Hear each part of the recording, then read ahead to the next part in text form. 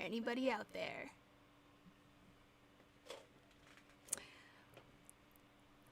Hello, happy Thursday, Futz. That sounds kind of like I'm saying fuck when I say it out loud. Hi, Fizzy. Hey, Purple. What's up?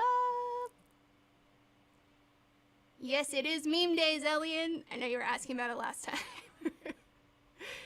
And I think that I found a way to put all of the memes into files so that I won't have any browser issues this time. Hi, Kamom. Hi, Norhan. From Egypt. Hello. Wow, it must be very late in Egypt. Hi, Chris. What's up?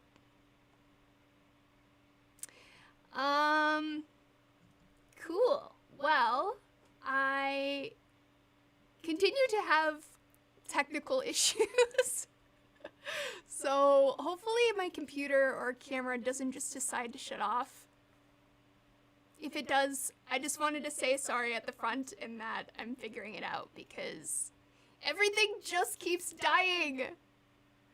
I charge it, I cool it, I kiss it and hug it, and my camera and my computer are still a little bitch.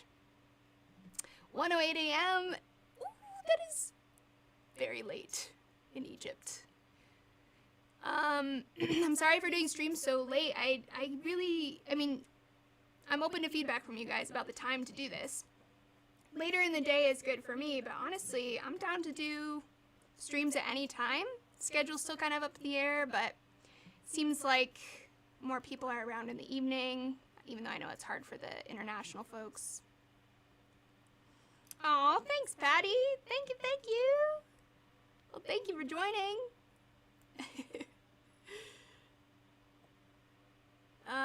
Camera audio picked up.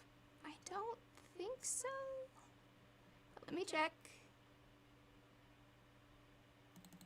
Yeah, it wouldn't be a stream without technical difficulties. Touché. Yeah, I feel like I've figured out a lot of the stuff in the beginning that was troubling me, and now it's just like all over the place. New things. I got a capture card though, and I'm hoping that that helps with the dropped frames and stuff. So thank you. Thank you for the super chat. What does this say? Right, drop a bit.ly link for YouTubers. Are you referring to a bit.ly for advice? Because I think I put it in the description. It should be in the description. 6 Eastern works great. Yeah, that's the thing, Alex. That's why I was like East Coast, West Coast, somewhere in the early evening. Or I could do really late at night, too. Thanks, Bruce. You haven't been sleeping well? I'm so sorry to hear that. Backside, that sucks. Aw, thanks for joining, Robert. Yeah, that's true, Leo. Midnight in the UK. Yeah, I know. I'm sorry, guys. The thing is, I know I have quite a few European viewers. I have a huge, at least according to analytics, a huge portion of the people who watch my videos these days are in Europe. So, I'll figure it out. Or maybe it's just a matter of having like a day that I do an early stream so that I can keep in touch with my European community. Have I been writing? Yes, I have. Sorry I haven't posted a video in a while. I have a video that's coming. I have just kind of like been trying to figure out what to talk about. I have a bunch of videos lined up, but I feel like I pick videos that are too complex and then it ends up being like a huge research project and it takes me forever. And so part of me feels like I need to simplify. I know people post videos that are like an hour long or something on YouTube, but I don't think I'll ever be that YouTuber. So I gotta figure out how to make it a little tighter. You know what I'm saying? Yeah, I love that it's an international community too, Fizzy. It's awesome.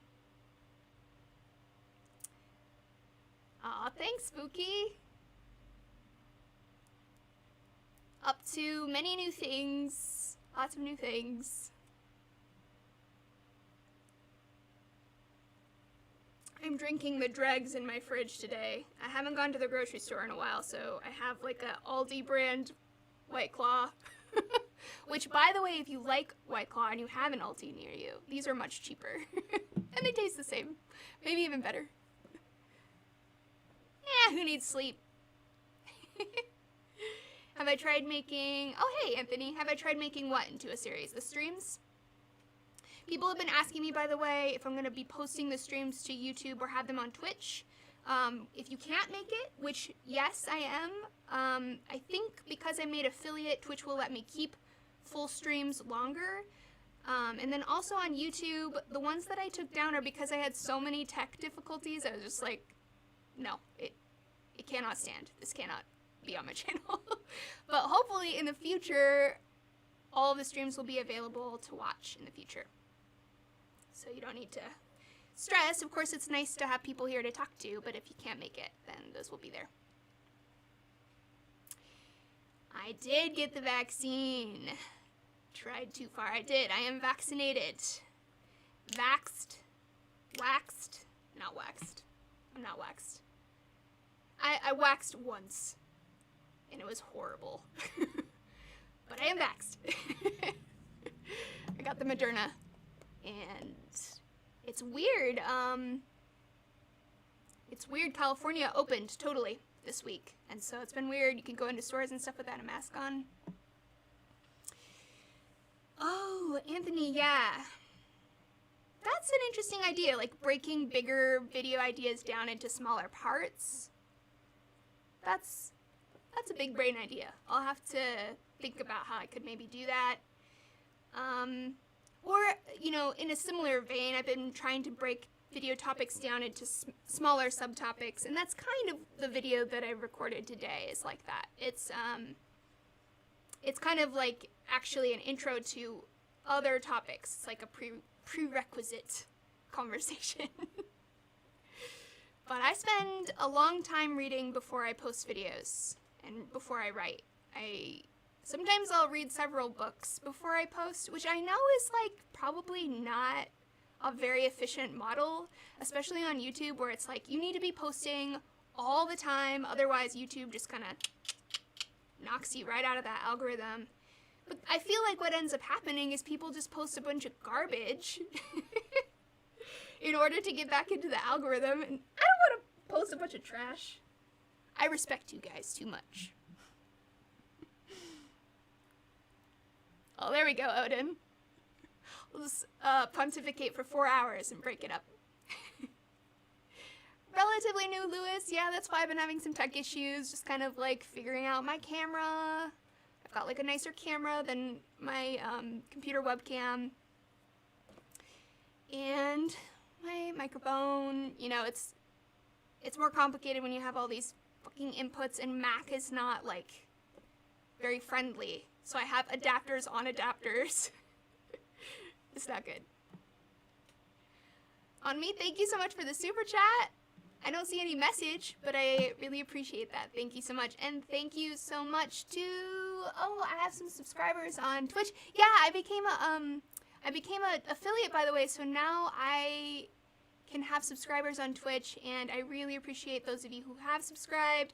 It really helps to, you know, support the endeavor of doing more content online and not spending as much time in corporate America land. You know, you gotta make that side hustle worth all the hours. So I really appreciate your guys' help. It's very cool of you with the super chats and stuff too. You guys are awesome.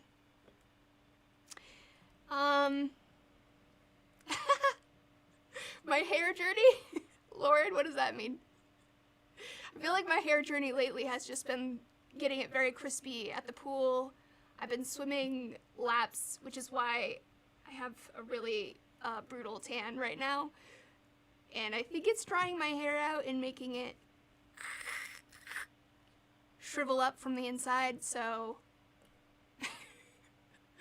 we'll see where it's at a few months from now. It may just start falling out. I don't know.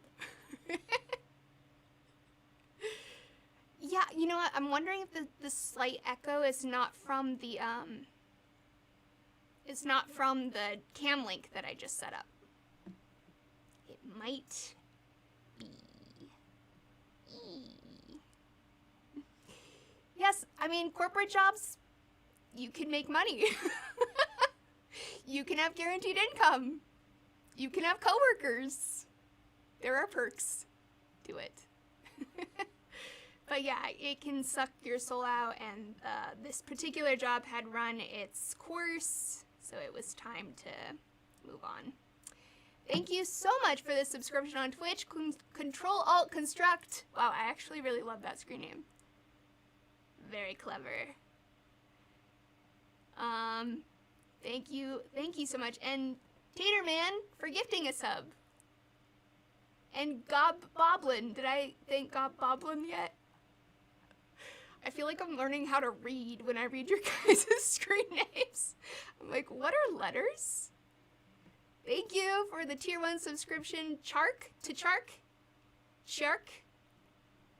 Very cool of you guys. Thank you so much. For those of you who are new to Twitch, gifting a sub basically means that you unlock special features which are in the works on my Twitch channel. Special emotes and privileges will be coming forth, but also it's just a way to donate a few bucks a month to the stream. Yay! Thank you! I do have an Instagram, and I'm probably going to be using it more soon. Now that the world is open and I wouldn't just be taking selfies in my house like a little gremlin weirdo. T-Shark. Alright. Got it. Trivia background. Yeah! I think I saw someone ask if this is real. It is.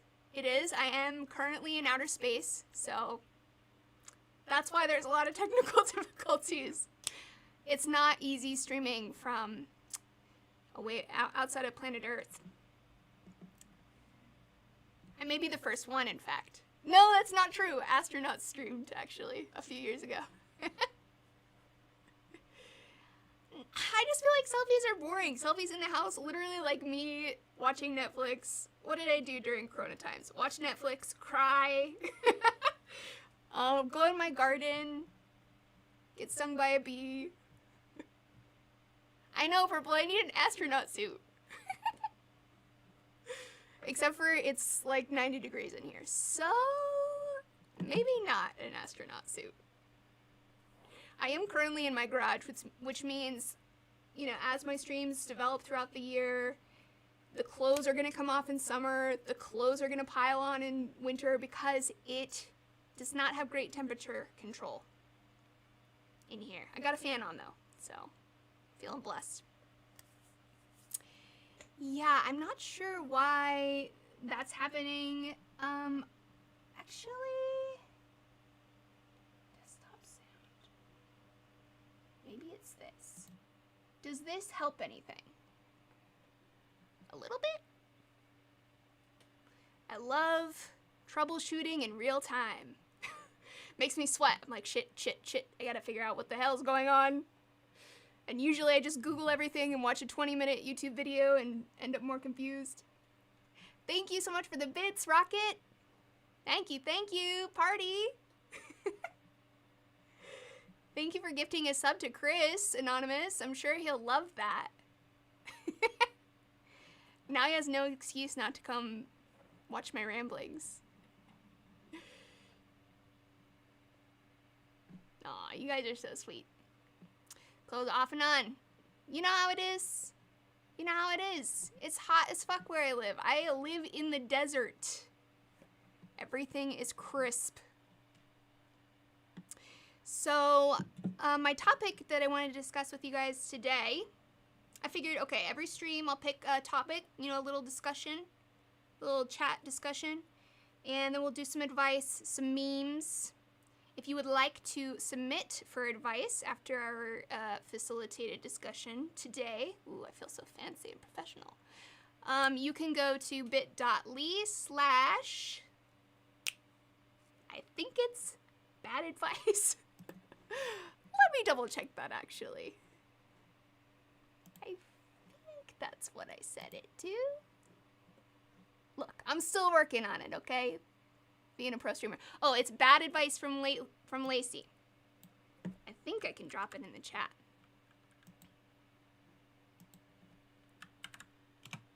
Boom! So you can go submit for advice there. We will do that probably in a half hour or so. And I have all your memes. It's too late to submit memes because I have to make sure there's no porns involved.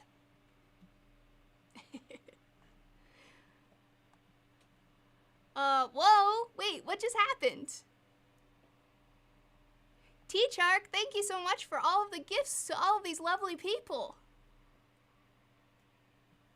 That's the first time that's happened to me. Thank you so much. Is it like random, or are you picking who you're gonna give it to? I don't understand how it works. Oh, thanks. The Isaiah. Happy to be of service. Oh, Odin's got it too in the Twitch chat. Yeah, so you guys can send it there.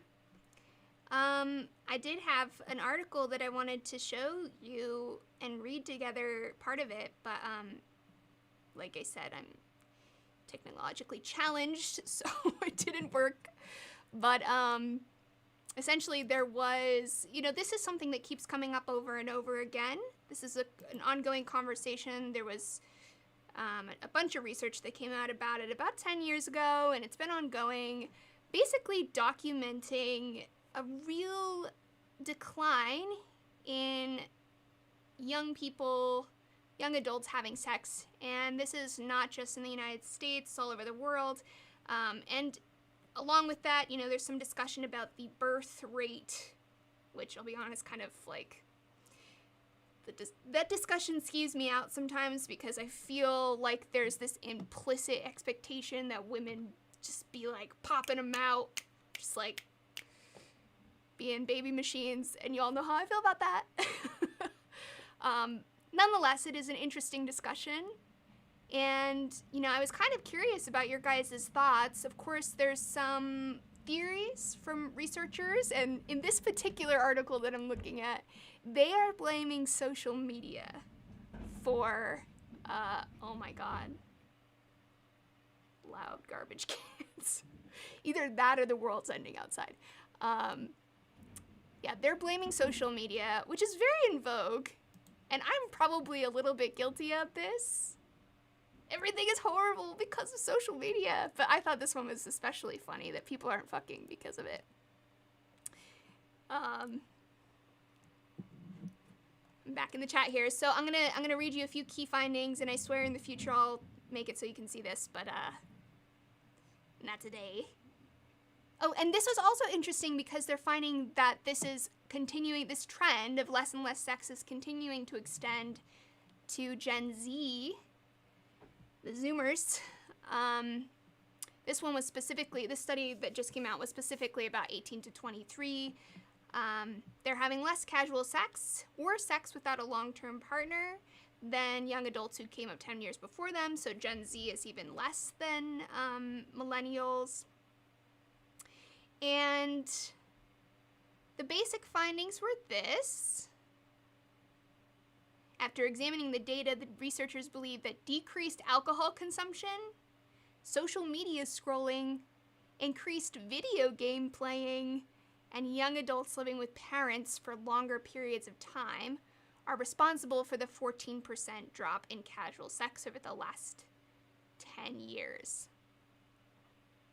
And there was a comment that I thought was really interesting too from one of the researchers. They're a sociologist at Rutgers.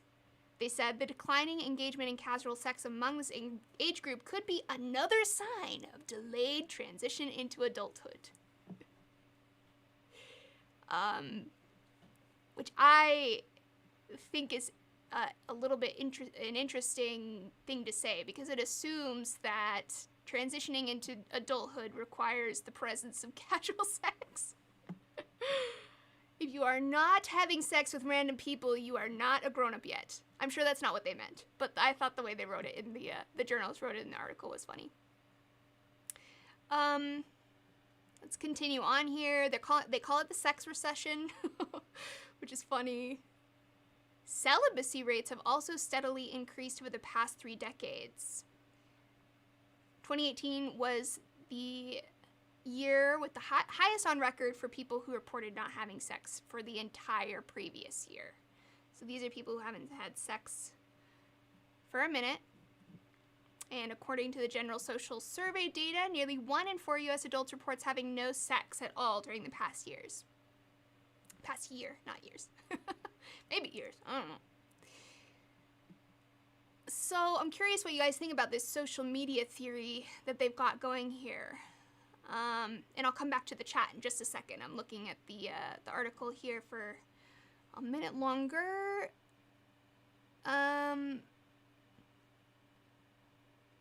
So they're essentially saying that people would rather scroll on their phones, watch Netflix, or play on Instagram, specifically, rather than have sex with a partner.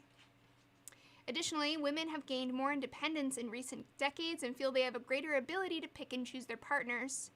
Straight women are getting married at record low rates.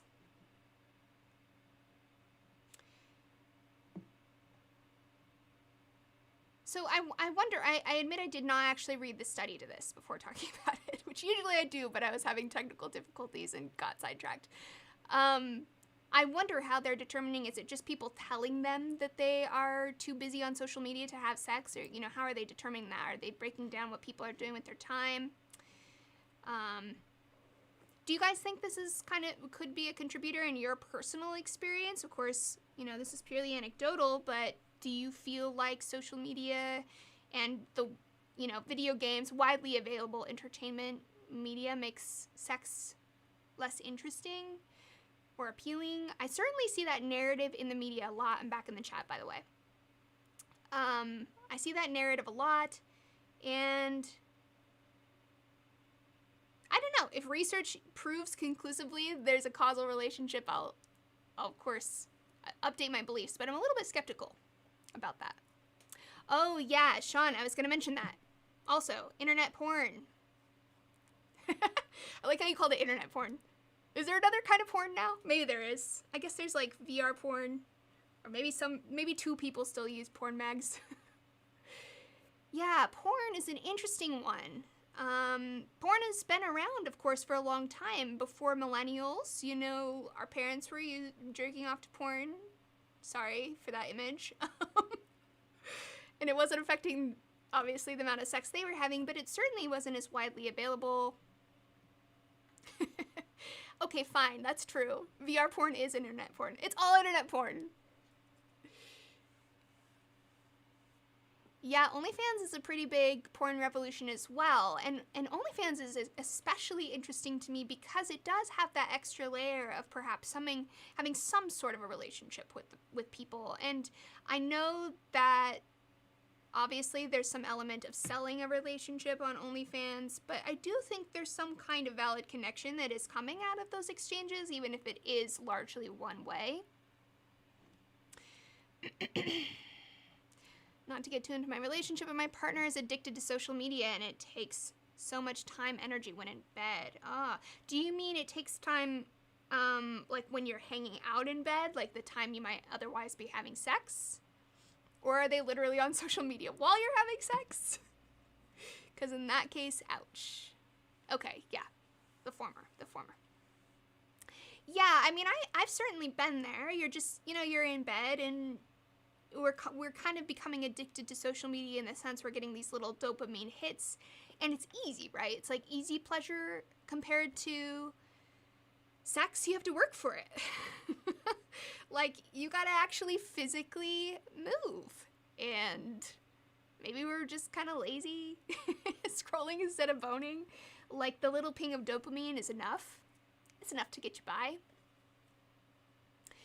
Rua says, I think people are discouraged from relationships due to finances. I would love to hear more about that idea. I think there's something to that as well, like people getting married. Certainly people I know talk about, I'm in my 30s now, people talk about how they can't afford homes, they can't afford to have babies, and they feel like they need to get all their ducks in a row before they can really commit in a relationship as well. So maybe this contributes to the sort of delayed adolescence that people had mentioned. Dank420 Blaze, sorry I missed it when you did it, but thank you for gifting 2 subs. Really appreciate that, and I appreciate your dankness. If that ping of dopamine is enough, you aren't having the right sex. Touche, Orion. But what I mean by that is that, you know, it makes you feel good in a different way, and it doesn't require as much effort. Living with my parents makes my dating life rather difficult. Yeah, Dimitri. Yeah, I'm actually okay. They did mention that in the article. They mentioned that living with parents could contribute, and certainly more people live with their parents longer now because of the high cost of living and the fact that wages haven't kept up with inflation, the minimum wage debate, and all of that. And it's so frustrating to me because I really do think that finances are, you know, economics are a very important part of how we talk about and think about sex. That's actually part of my next video. It's a little bit more on the economic side. And, you know, I hear a lot of these people who talk about, who are upset that millennials aren't settling down and, you know, what's wrong with them, degenerates, blah, blah, blah. But then also don't want to make the economic considerations of how expensive and difficult it is to settle down now. You know, I have so many friends who they don't want to have kids because they've done the math just for daycare. Or they have kids and they can't work because they don't make enough at work to even pay for daycare. Do you know what I mean? So I do think, especially for, you know, matters of upward mobility for young people, long-term relationships, baby making, all that kind of stuff, economics are super involved. But that's a really good point. And also a small part of what they mentioned. They spent most of the article, this was on Insider, most of the article blaming social media. Yes, Danny Blue, I am the SEX person. SEX YouTuber. Wow, welcome back, show, after a 30-day ban. Anthony says, in my mind, people are not forgoing sex for social media. The markers for adulthood are all things that have larger and larger price tags, including having a baby itself, getting a house, going to school, medical expenses are all on an incline. My parents were able to finance a home off of entry-level jobs. You can't do that anymore. Yes, that is very, very true. Great point, Anthony. Ruiz said it can be pretty open-ended, but to me, the financial aspect reflects not only the lack of income many of us face, but also the obsession with side hustles and making money becoming a more prominent preoccupation of life. Counterpoint, though, could this be a chicken or the egg issue, right? The obsession with side hustles and making more money is because people are not making enough money in their regular jobs. People have to have more jobs. And there is certainly the rise of the gig economy. Like here on YouTube, I'm certainly a part of that gig economy, right? Where you're just kind of hustling and trying to put together enough little side hustles to make a big enough pot. So there is entire industries that have opened up that have, I think, added to this sort of side hustle culture, like YouTube, Twitch, all of these things. There is that in entertainment. But I think it's also, you know, people needing to augment their regular full-time jobs on, you know, on top because it, like Anthony was saying, it doesn't pay enough anymore. Harley, thank you so much for gifting a sub to Silent Whisper. And good to see you, Harley. I've been meaning to send, by the way, I'm going to send your book, I swear. I have it all ready to go. I'm going to send it out next week.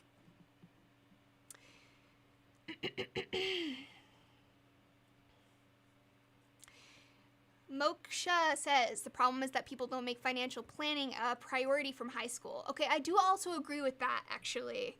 And this is something that I really get on my friends about when it's appropriate. I'm not, like, constantly haranguing them about a 401k, but, you know, when we're talking about finances and stuff, most people I know are not putting anything into a retirement account. And it really stresses me out because I'm worried about what's going to happen to them when they age out of the, you know, working population.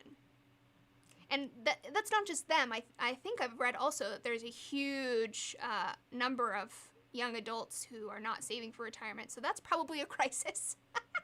That'll be awesome.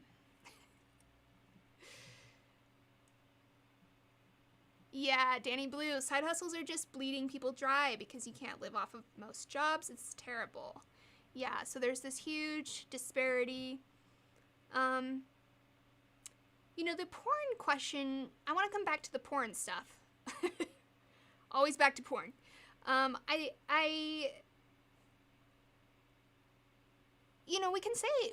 can talk about the addiction of social media for days. I wonder if porn isn't also, this is a loaded conversation, and actually I'm going to be interviewing a really interesting dude tomorrow for my podcast about sex addiction as a whole.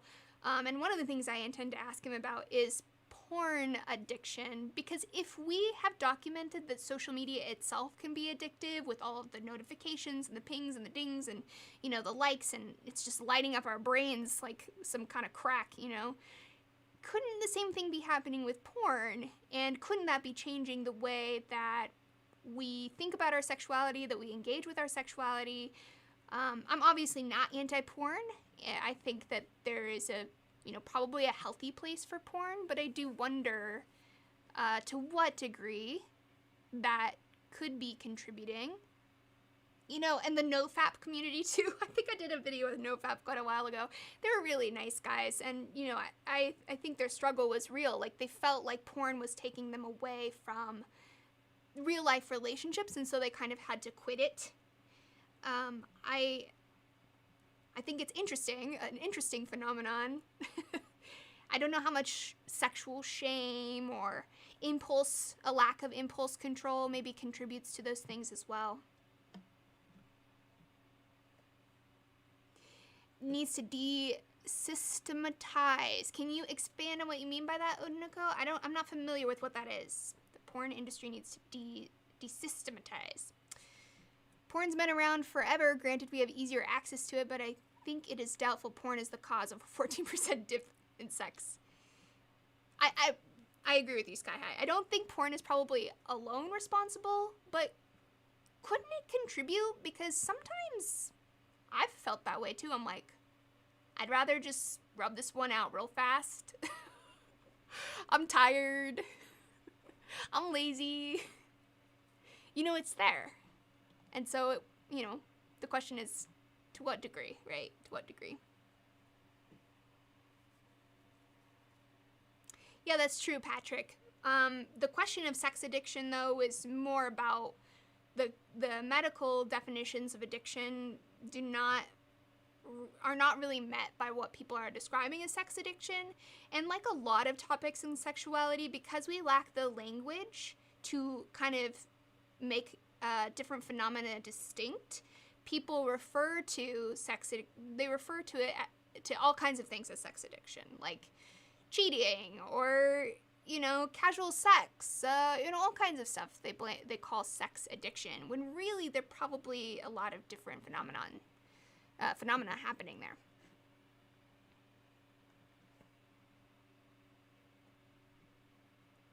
Considering the fact that dip is way more prevalent in men than women, I think both gender roles and increased female standards have to be analyzed. That's an interesting point, Jarvis.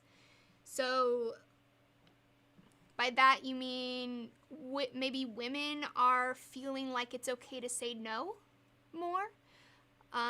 They're not having sex out of a sense of obligation or pressure as much? That's an interesting idea. Yeah, that's an interesting idea. And actually, I think there is some research to back that up, too. It's been a while, but it does ring a little bell in my head. Men pulling away from marriage because of the legal system and being run over. Women having a we don't need men attitude contributes as well. Yeah, I don't know. I feel like there's a lot of talk about, like, men, we hate men, blah, blah, on the internet. I don't see it in real life. And that's another thing that I think is kind of interesting about a lot of different social phenomena now, is that the internet in real life do not necessarily overlap. And our perception of what's happening in the real world can really be influenced by the internet. I'm not saying, what you're claiming here isn't true, just that those are two separate things in my world.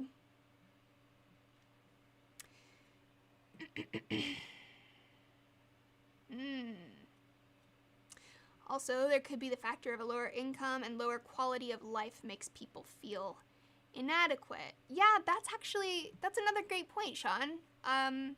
There's sort of this dignity. There's a sense of dignity that we deny people in today's economic system, where, people are no longer able to provide, despite how hard they work, they're no longer able to provide for their families. And I think denying people a sense of dignity in their work that way certainly could contribute to some sort of emotional and mental health problems. Oh, yeah, that's another interesting aspect of this, too. Mental health.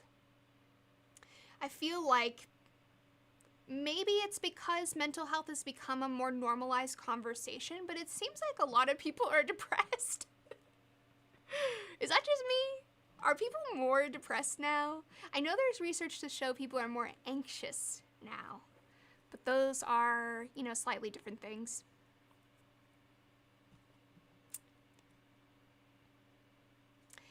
Aren't there cave wall drawings that are thought to have been porn? I'd venture a guess that it's our relation with it and creative availability that has ended up messing with us. Yeah, exactly, Ray. I think that is certainly true, and especially with porn, that is like a drawing, literally a drawing in that case, versus this sort of extremely high visual stimulation, sort of rapid fire imagery that you can get online now. It's just extremely intense. And we know that people have a tendency to adapt to things, to adapt to sex they're having, for instance. That's why sex might become less exciting over time. The things that bring us pleasure slowly bring us less pleasure over time through exposure, and so it certainly seems possible that it drives our demand for more and more intense stimulation that real life can't offer. I usually hear more like sex negative people make that argument, but I think there might be something to it. It's certainly worth exploring. Back to the depression question. People are depressed because of the lack of sex. Aha, Eddie. It all comes full circle. They're depressed because of the lack of sex, and no sex because they're depressed. Oh, that's interesting, Chill. From listening to Dr. K, he was saying depression and anxiety are up over the last 10 years by 300%. Those types of statistics are always interesting because, of course, they are tracking, rising and falling of these phenomena, but it also could be that it's less stigmatized, so people are getting more help for it. There's also sort of, with any mental health diagnosis, there's sort of this subjective element to it. They try to make it objective, right? With the DSM, they try to say, here's A, B, C, D, you need to fulfill all of these requirements before we diagnose you as depressed. But there is still some subjective interpretation involved. So if we're priming people, it's more acceptable. I don't know if that makes sense. Word vomit. But I think that there could be some part of the statistic could just be the stigma's going down, and so the diagnosis is going up. Yes, Odin, statistical tracking is convoluted. The visibility of an issue is important to consider. Yes, absolutely. I think that's the case for anything. Big Red Machine, thank you so much for the Tier 1 subscription on Twitch. Really appreciate it.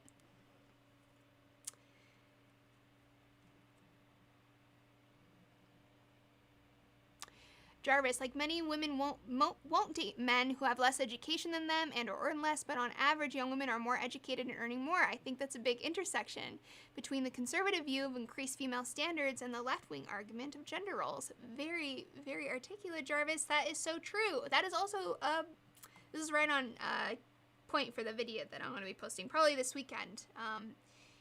There is definitely a phenomenon where women are graduating from college more.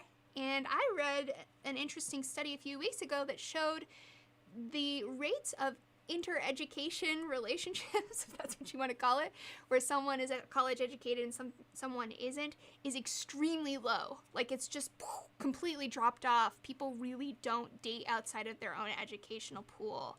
And that's a big problem when you have way more women getting an education, getting a college education than you do men. It could certainly create a lot of unnecessary tension. It made me think. I was like, do I only date people who are college educated? It's certainly attractive, but actually probably a third of the people I've dated did not go to college. And maybe that's kind of more of the mindset we need. Inter-educational dating so that it doesn't create a big stopgap. Women don't date down. Yeah, people don't. People don't date below their educational level on the whole. I mean, maybe, I'm not sure about people with doctorates and stuff. That seems like a different pool. It's a much smaller pool than people with an undergrad degree. A free college program like the idea Sanders had could definitely help with that. Yeah, that's true, Jarvis. That's another interesting solution, maybe by making college free. Although that kind of begs the question, is the reason that men aren't going to college as readily as women because of the money? Like, what is the reason that they're opting out of college? And opting out because of money, that could be why, and that would be completely reasonable because it's way too freaking expensive to get a college education now. It's ridiculously expensive to do any education. Oh, well, thanks, Alfie. Thanks for joining. I am on Twitch. I just started on Twitch. It's a new exciting venture.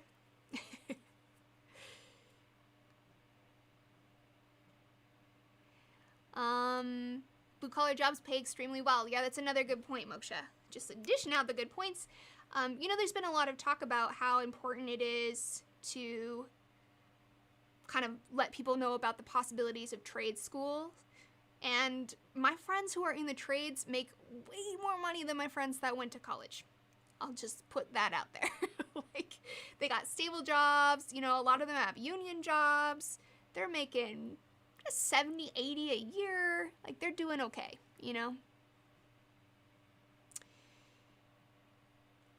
Yeah, Josias. I think I know who you are, but yes, it's good to break up porn with using your own fantasies. I think the psychological benefit, there are many psychological benefits of that. You are able to be more in touch with what you fantasize about, what you want, rather than sort of being, fed fantasies. And I think that's important because with how widely available porn is now, and it is, for how much porn there is, it is kind of unimaginative.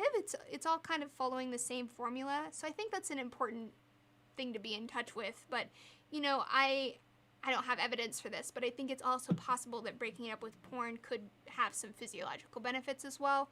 I would love to see research on that. That could be really interesting. Banking, let's hear it. What's the topic? What are you doing? Step, Lacey? What do you mean? Is that a typo, Pale? There's been a big decline in marriages between people of different socioeconomic classes, very related to education level, especially because of the degree inflation. Yeah, that's a really good point, Madison. Very good point. I would also argue, Eric, interjecting myself into another conversation, getting a college education doesn't guarantee a better one either. Yeah, that's true. It doesn't guarantee a better job. That is true. Trades are also sort of inherited. Yeah. Yeah, like if someone in your family is in a trade, you might be more likely to do it yourself. There's a lot of interesting things going on there, and I think with the college degrees, we've sort of been sold this idea that having a bachelor's degree is the ticket to upward mobility in society. And instead, what ends up happening is, now the new standard is to have a master's degree. A master's degree basically functions the same way as a bachelor's degree did 15, 20 years ago. Which requires more debt, right? More and more investment in your education, harder and harder to dig out of it. The market becomes saturated with so many people who have bachelor's degrees, right? That it's not worth as much anymore. It's very stressful.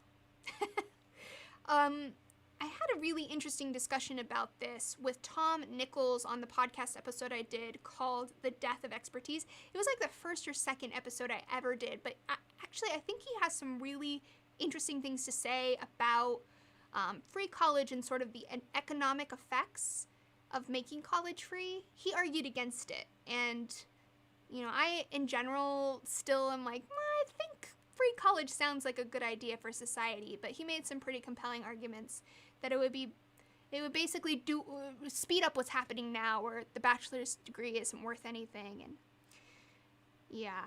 Oh no, Ak, I'm so sorry to hear that. You're working on your MSc, we're still on your mental health. I'm so sorry. I know it's really difficult. I hear this a lot from people who are doing PhDs too, which is part of why I'm like a little skittish about possibly pursuing a doctorate, because I think it really takes a toll on people. Not only that, but it's so expensive. You graduate, you're burnt out, you're in debt.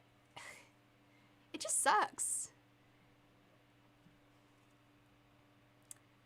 That's awesome, Pale. Yeah, countries where the education is mostly free is amazing. That is amazing. And it should be subsidized. Like, I don't know. I don't know the solutions to these problems. I just know that they are problems. And it's interesting to think about the effect that would have on sex.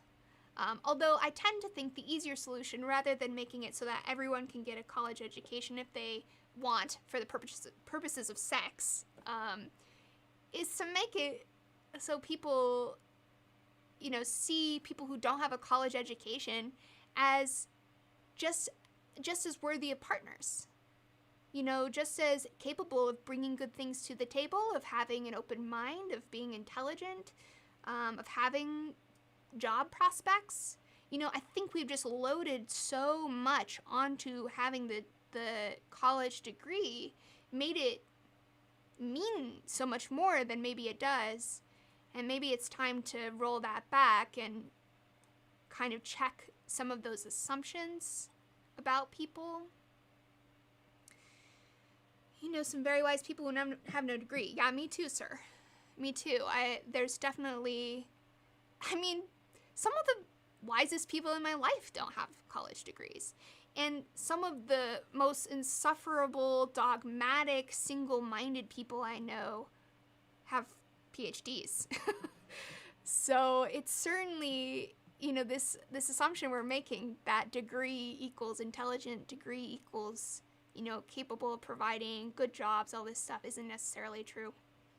As we've seen by the huge amount of people who go to college and are still working entry-level jobs. So I guess what we've all collectively decided here is that in order to solve the sex recession, we have to fix the economy first. Just small stuff. I think education being expensive might contribute to the social status aspect of it. It's free here and no one seems to give a shit other than employers. Oh, that's a really interesting thought. Wizza? Sorry. Contrast is very low on my computer. Yeah, that's interesting. Maybe just because it's so expensive, it's seen as a status symbol. We're humans, I think we're just always looking for status symbols. We look for them everywhere. We look for them in how people dress. Literally what they drink, right? We associate the type of beer someone drinks with class. There's just so many ways that we take shortcuts in our brain and make assumptions. And when it comes to sex, that's probably not good. of course, the other thing I wanted to mention too is that at the heart of all of these conversations about why is sex going down, is the sort of implicit assumption that that's a bad thing. I think more sex is great, and, one giant orgasm would save the world. Probably insufferable people, if they orgasm more, would probably be less insufferable. But society-wide, I am, I think there's got to be space to discuss whether or not it's a bad thing. I think it's a bad thing in the sense that sex usually makes people happy, and maybe it's a proxy for understanding people's emotional health, the connections they're having in their life and things like that, but maybe not. I mean, if you're just having random hookup sex all the time, that's not necessarily an indicator of your, life connections and community and things like that. Sex bad. Now give me likes on Twitter. You wouldn't catch me dead. You wouldn't catch me dead saying it. I think sex, it can be a positive thing. And I guess that's a reason why hearing about this sex recession stuff is mildly distressing to me, because I worry that it means that there's something, it's not just about the sex, I worry that it means maybe there's something more amiss. But maybe not. Maybe not. Gen Z is touch-starved. Yeah, that's something I have heard some sex industry people talk about, with the cuddle parties and stuff. These cuddle parties took off 10 years ago or something because people were not having physical connection with each other. And, babies die if they don't have touch. So I do think that there's some validity to this idea that we need to be held. We need to be cuddled. We need to be loved on. And, that makes us happier and healthier, too. In infant's case, literally survival. You never heard of cuddle parties? Yeah. I mean, Twiggle, in theory, it sounds fantastic. In practice, it can be awkward. It just sort of depends on how it's executed. Just like any sort of prearranged physical contact, I'm sure there's a tremendous capacity for awkwardness. It just depends on the people involved. Dave says, I think the sex recession is indicative of broken social... Where did it go? I lost the comment. Well, it looked like it... Oh, here it is. Broken social systems. We're not meeting and socializing like we used to, and it's probably not going to get much better if we can't get offline. Ah, that's an interesting thought, Dave. What do you guys think about that? If we all just collectively logged off and didn't use social media as much, would people have sex more? I feel like we would, just by virtue of being bored. What are you gonna do if you're not scrolling on Twitter all day? I think there's the sort of illusion of connection can come from things like OnlyFans. Obviously, OnlyFans being a very sort of textbook definition of illusion of connection, but social media in general, I feel like it disconnects me from people.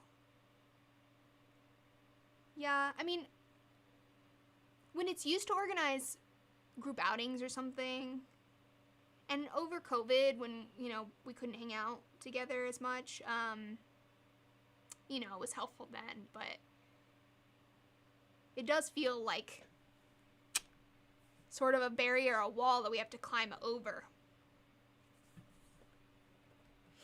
Does that include entertainment as a whole? Yeah, Hydro. In our hypothetical world where we all log off and we don't watch TV and we don't play video games, and what other things do people do? There's no screens. Let's just say no screens. What happens in modern times? I think people would have more sex, actually. That sort of does lend credence to the social media theory. Because people are going to be talking more. And it's easier to connect in real life, I think, than over apps. Dating apps can make it harder for us to really tune in. It's like a deck of cards, you know?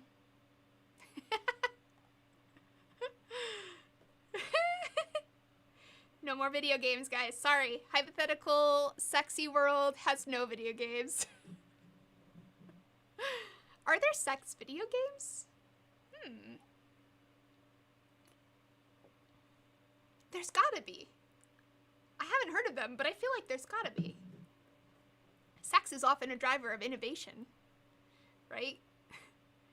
Sex and war. Either we're killing each other or fucking each other. There's no in between. There are sex video games. Okay. Oh, there are so many sex video games. Oh, wow.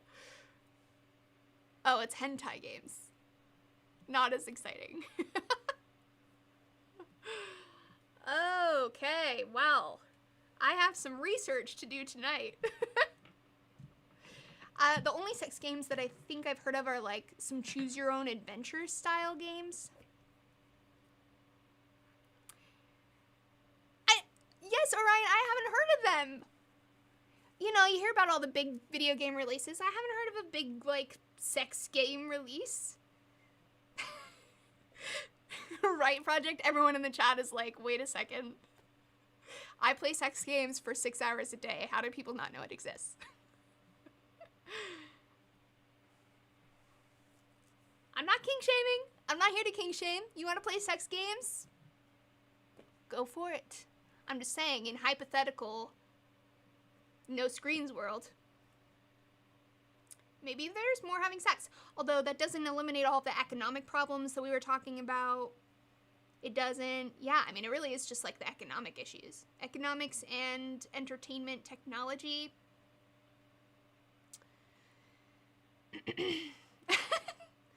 Look, this is my kind of rabbit hole, Audacity.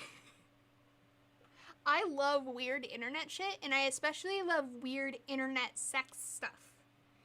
And I don't actively pursue it super often because I end up in uncomfortable parts of the internet, but there are some very good rabbit holes out there that I know I need to explore still.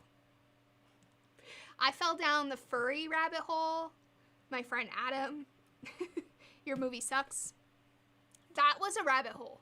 I knew very little about the furry fandom before Adam introduced me to it, and I love how candid he is about it. He just, like, says it how it is. You know, I'm an ex-Mormon, so I come from the land of not saying things how it is. It's always kind of jarring to me when people are just very matter-of-fact about it. Yeah, wow. The furry rabbit hole. That was a fun one. Furry expose when. You know, I really want to go to, there's a furry convention that happens in Northern California that Adam invited me to, and I wasn't able to make it when he went, but I think it would be really fun to go to something like that. It'd be so interesting. I just love to hear about people's experiences, especially in these little subcultures that are so foreign to me. What? You took a feminist animal studies class? Are you trolling? A feminist animal studies class? I'm not sure if I'm amused or horrified. No, I don't have a fursona. I don't have a fursona, but maybe I need to get one. Where does one get said fursona? You know what? I feel like 90% of the avatars I see on Twitter are furry avatars. Can someone explain why that is to me? Because I do not understand how that happened, and it kind of came out of nowhere, too. Like, it used to just be people's faces, and now it's just animals. Animal cartoons. You commission an artist. Well, but don't I have to have, like, some kind of, like, spiritual furry awakening to know what my persona is.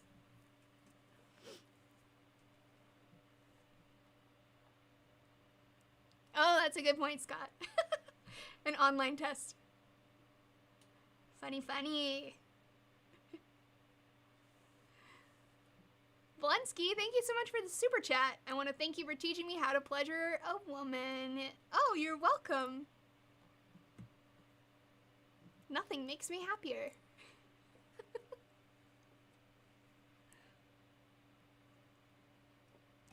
I have not played VR chat. I haven't played a lot of things. I need to have a journey of games actualization where I just play some games and come into who I am. Figure out who is Lacey. You know? A cat persona? Okay, I can get down with that. I do love cats. Creature, I started streaming on Twitch about a month ago. I'm coming up on my 1 month anniversary on June 20th. Very exciting time for me. Heavy Rain, Life is Strange type games, I think. Yeah, I actually did play Life is Strange and I really liked it. That is right up my alley. So, is Heavy Rain a game like Life is Strange? Because if so, I should play that. Thanks, Zachary. Thank you so much. Thanks for all the compliments on my hair. I've been feeling self-conscious because, like I said, my hair's been really crispy from the pool and it's like putting gallons of conditioner in. What can you do? All you can do is condition yourself. No, wow, I'm reading comments on YouTube and on Twitch.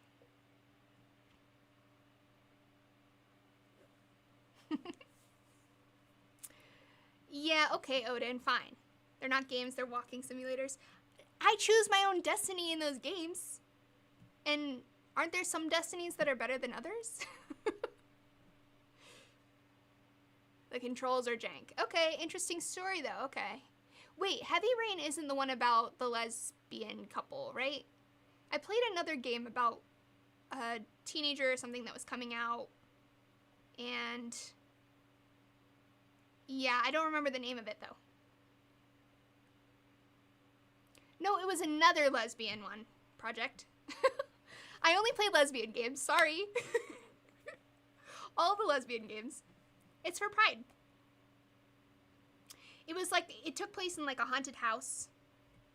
Do you remember? Ringing any bells? All the Indigo Prophecy, Heavy Rain, and Detroit. Oh yeah, I played Detroit with Chris, and I really liked that too. I couldn't do the controllers. I'm really bad. I have horrible coordination, but I just told Chris what to do, and it was really fun.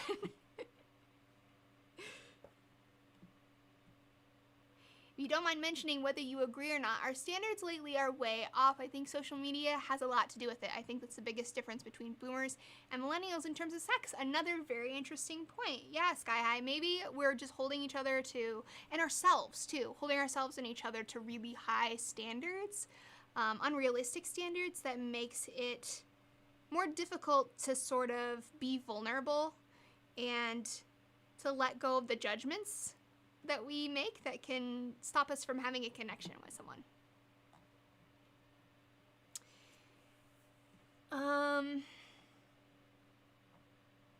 Yeah, so in a word, Sky High, I think that's a valid point. Gary, can you touch on the Mormon practice of soaking? I don't actually know a whole lot about it, and one of my best friends, he teaches at a university in Utah. He's the one that taught me about soaking.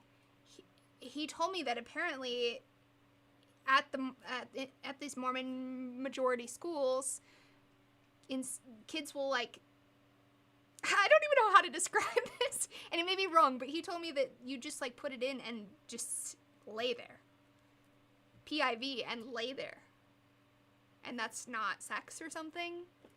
You know, when you tell young adults that they can't explore their sexuality, that they can't have sex, that it makes them a horrible, sinful, ugly, no good, hollow person, they're gonna do weird shit.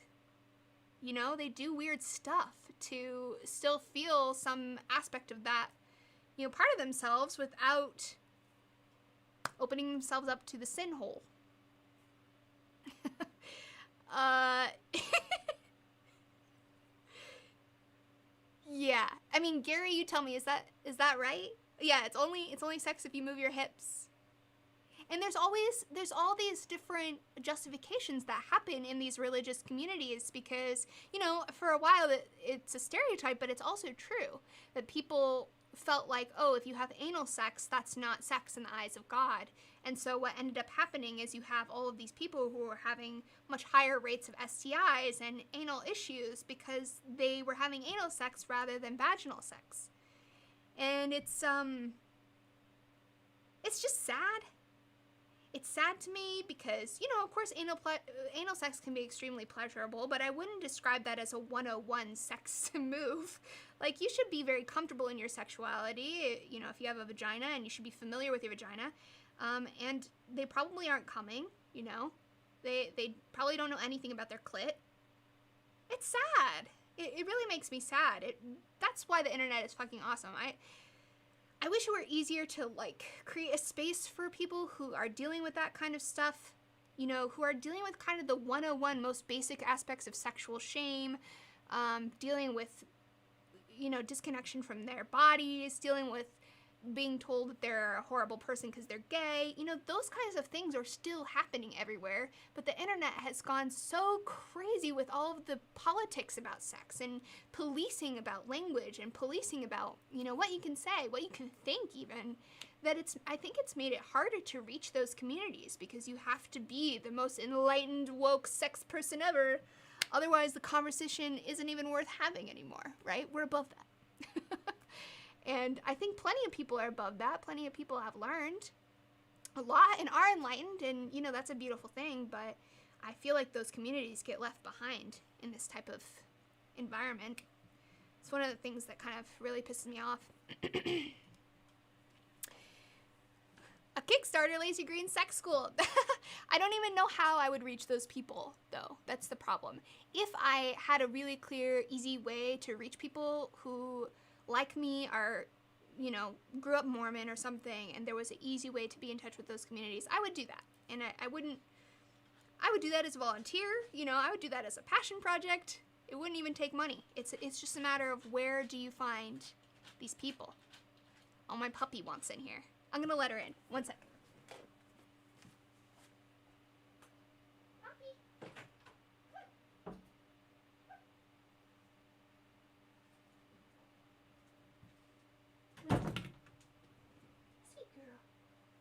Say hi. Poppy says hi. Say hi. She's like, what is happening? Do you want to make a feminist speech, Poppy? Do you have a feminist speech to give? No, she doesn't feel like it right now. Maybe later.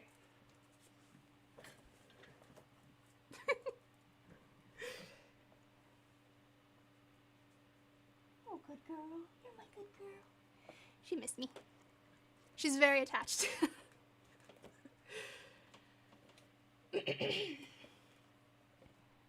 I feel like I just got on a rant. I really do feel very passionate about that. That's honestly one of the main things that led me to start doing YouTube. Is like, growing up as a little Mormon girl, it was fucked up, man. It was so fucked.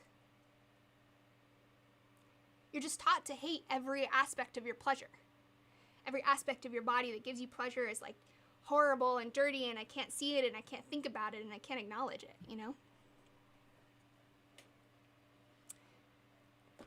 JCS, Poppy, my puppy, is a miniature poodle.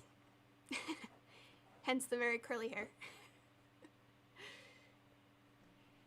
Antonio asks, can an atheist and a devout Christian have a relationship? I'm talking to a girl, and she's a bit of, what did that say? She's a bit of a Jesus freak. How do I connect with her without sacrificing my beliefs? Oh, Antonio, that is tough, because I think what you need to determine with this potential partner is whether or not you have the same values. I think differences of belief can work. Poppy, no. It can work, but you have to share values. If you're on different planes of what life is about, what makes you a good person, you know, all these types of things, it's kind of doomed. So I would try to, get to the bottom of that personally. I dated a religious guy back in my, like, really ragey atheist days. Now I'm like, no, whatever, I'm still an atheist, but it's not such a huge part of my identity. But I dated this religious guy back then, and, it was fun, and he was so sweet, and, there are plenty of really lovely partners. I think that religious communities can cultivate some behaviors that are really good for, relationships and love and stuff. But it was just really, really, it got really weird with sex stuff and, the meaning of life. It's hard. Yeah, and that's true. Because if it helps, I've turned a friend from Jesus freak to atheist just by letting him hang around. Yeah, people do also change their views, too. So there's room for that. But you have to decide, if it's worth the investment of your time and you're able to find enough to connect with them on, values-wise. Sorry I missed this. Hello, Panduru. Thank you so much for the Prime subscription on Twitch. Really appreciate it. Thank you for feeding my new streaming habit.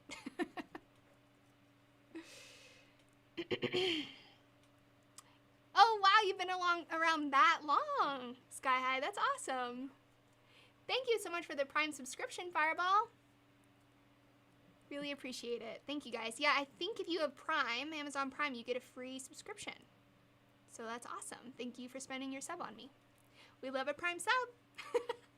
Touché. Psychedelics will change your mind about atheism. I've met Mother, the god of nature. You assume I haven't done psychedelics. To the degree that I do believe in some sort of beyond me, it would be nature. That would be my idea of God, I guess. Un momento, por favor.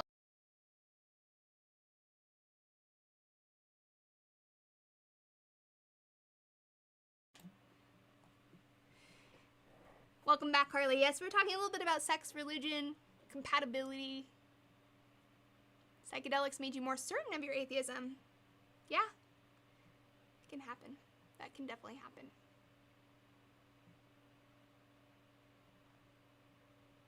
If you need meaning in your life, go do something meaningful. Yes, I agree with all of this. Okay, do we have any concluding thoughts on the sex recession issue? Any final thoughts that need to be aired out? And they identify as an absurdist. Yeah, that does sound like a Bay Area thing, MX. The sum up is Mormons are weird. No offense to Mormons. I think that Mormons are good people. They have good hearts, and that it is easy to get lost in a belief system and to lose yourself in a belief system, and we should try to prevent that aspect of it. The thing is, I feel like such a dick, and when I used to make atheist videos, I felt like such a dick because I feel like people, I can't fault people for needing something to hold on to, something to believe in.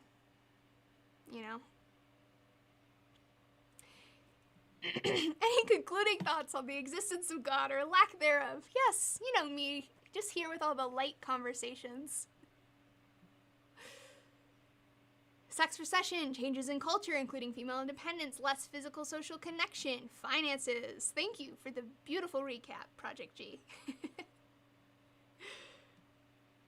Oh, well, thank you so much, Tabula. That's very sweet of you. I'm going to be making more sex videos.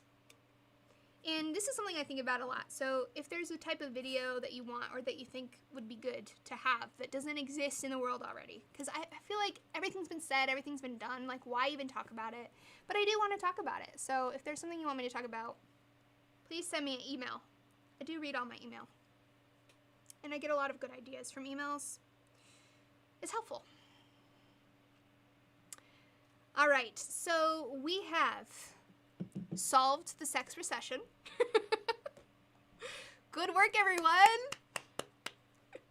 Thank you for solving all of the world's problems. I personally appreciate it. Thank you, Noki. No Kryptonite for the Prime subscription. Really appreciate it. All right, so let's do some advice. Similar to what we've been talking about, huh? Let's do some advice. I'll see if anybody has submitted requests for advice, because if you haven't, then we won't do advice. Let's see here.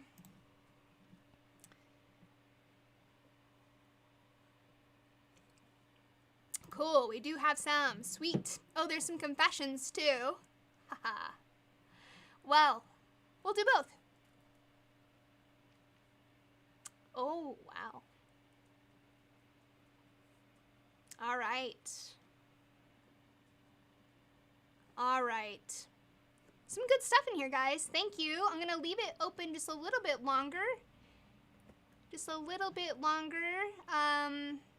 But we have some good stuff to discuss in here. Here's the link. I love you, I'm gay. Well, thank you so much. Oh, goodness. Oh, no, I didn't mean to open that. Fuck. Okay. All right. Yes, last call for advice. And you have the benefit of not just my input, but the benefit of the entire chat's input. And I will have you know that there are some incredibly thoughtful, intelligent people in the chat. And if I don't have good advice, they will. Cool. Thank you for the cheers. I don't know what that means, but I feel like a party just started cold-blooded. Oh, goodness. Okay. So, advice. If you have questions, if you have confessions, if you have things that you would like input on from the chat, we will discuss your situation. Go ahead and send it in. You can send it in bit.ly. Link that I just dropped in. I think it dropped on YouTube too, did it not? I'm dropping it on Twitch right now. Boom. Get advice. Cool, let's get this started. Oh, you can also submit confessions, because a bunch of people did, and it wasn't on my docket, but I love a good confession. All right. Let's make sure I do this right this time.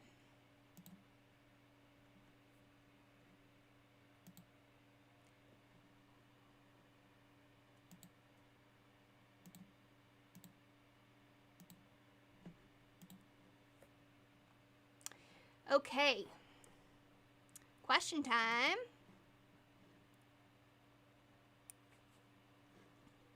Yes, juicy confessions are, of course, always encouraged, but even if it's just something you need to get off your chest that isn't that juicy, you're welcome to send that as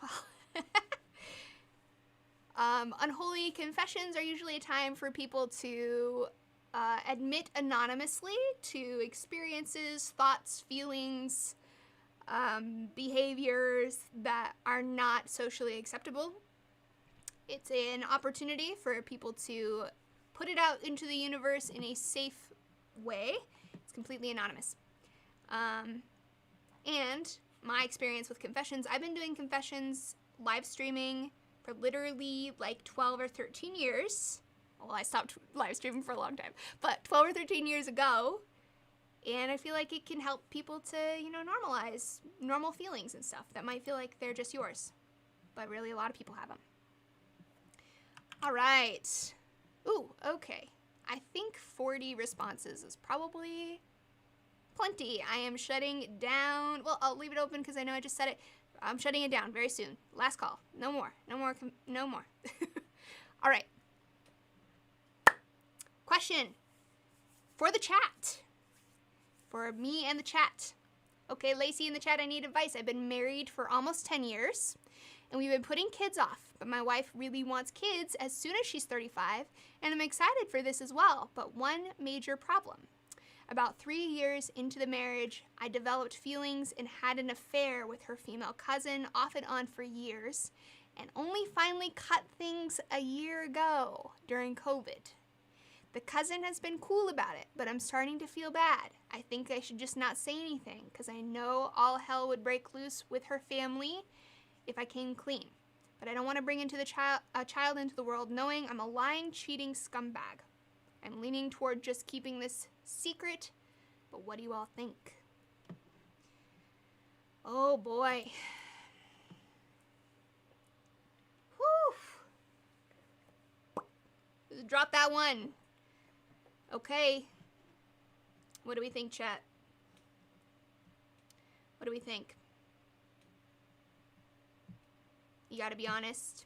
It's the basis of a good relationship. Yeah, kablazin, telling it like it is. We had a cheating situation on a prior stream, and I will probably, I've said this before, I'll probably say it again. Exactly what Kablazin said. Honesty is the foundation of a relationship. Trust is the foundation of a relationship. You've made a pretty big mistake here, and it is possible / pretty likely that it might ruin your relationship.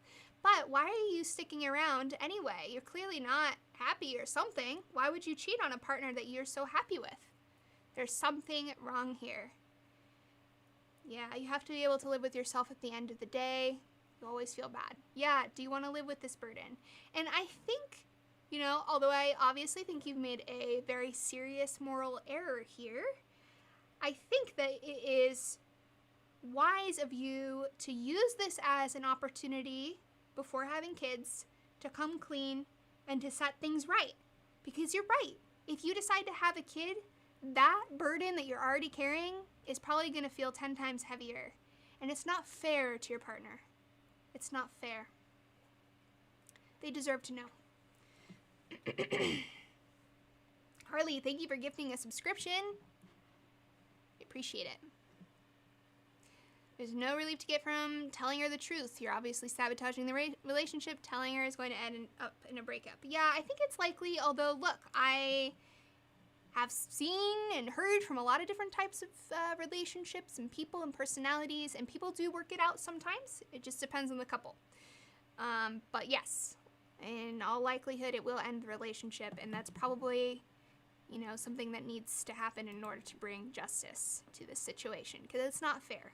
And I would strongly urge you to, you know, muster the courage to be brave, to be honest. This lying is not brave, it's not courageous. And even though it's gonna hurt, I think telling the truth, it is the brave and courageous thing to do. And the right thing to do, the ethical thing to do. All right. Continuing on.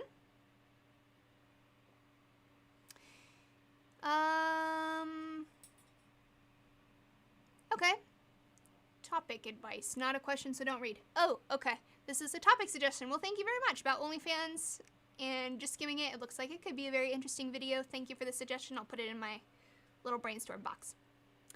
All right. I'm writing a master's dissertation on porn, and I'm very passionate about the topic, but I'm afraid that I give myself a bad reputation the more I talk about it. I go back and forth between throwing caution to the wind and being super outspoken or being completely anonymous. As someone with a platform who addressed similar topics from a standpoint much like my own, what are your thoughts? You went to school to study this. Not everyone's gonna like it. It's a controversial topic, porn, and maybe your findings are controversial. But obviously, me being me, I'm not gonna tell you to, you know, to hide your research. And there are plenty of researchers out there who study porn and stuff.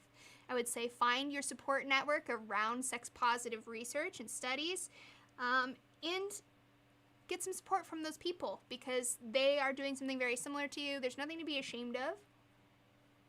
If it's your passion, it's your passion. No, not everyone's gonna like it. Look, I've put myself out there on the internet for years and years, and has it always been easy?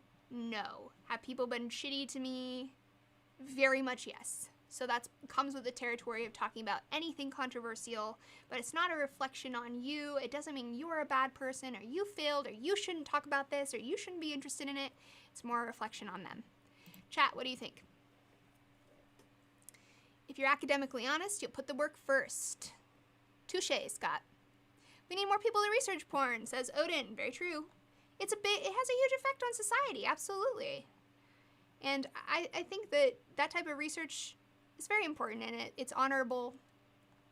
We need to understand these aspects of our lives.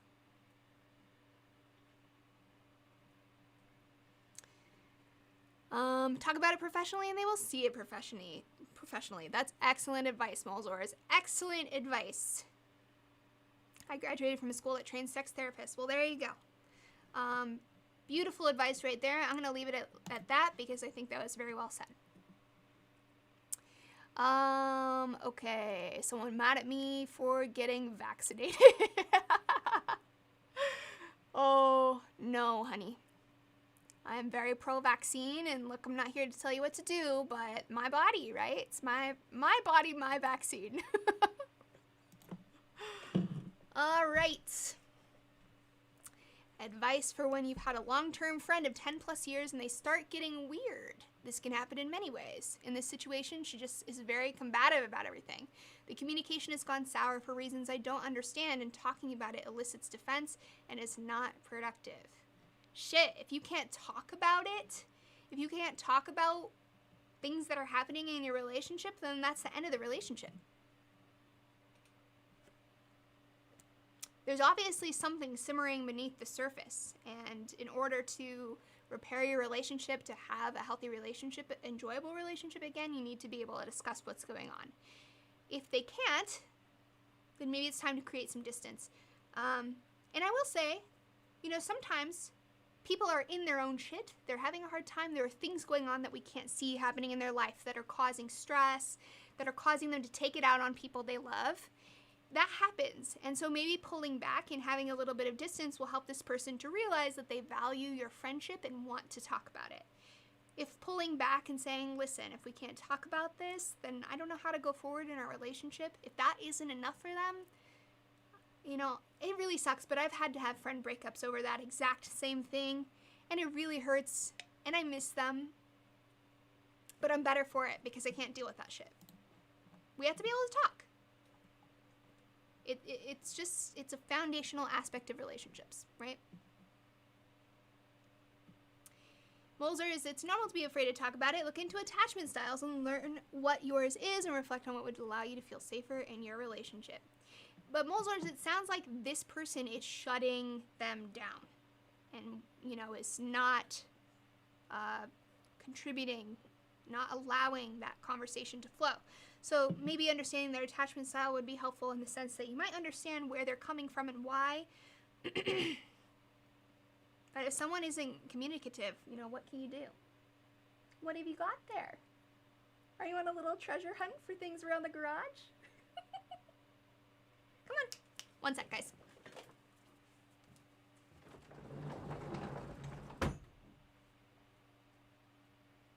You're a good girl. All right. Sorry, she got a little bungee cord. All right. Maybe the friends caught feelings or something and they're kind of being off about it. Oh, that's an interesting theory. Yeah, it's just like, if someone won't talk about what's going on, that's a non-starter. And you can say, listen, you can say that. Like, if you won't talk about what's going on, we can't go forward. We can't continue growing together. And I love you and I care about you.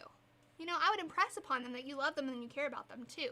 Because sometimes people just need to hear that. They need to be reminded, I care about you. That's why I want to have this conversation. Not because I want to attack you or hurt you or make you uncomfortable. It could just be low blood sugar. Yeah, Sean, I would say maybe on a one-off, but this sounds like a recurring situation with this person. My heart goes out to you, my dear. I hope you're able to find a way to preserve your friendship. All right, next question. Me and my girlfriend have very different views on bringing up a kid, especially on how to deal with things like gender dysphoria or similar.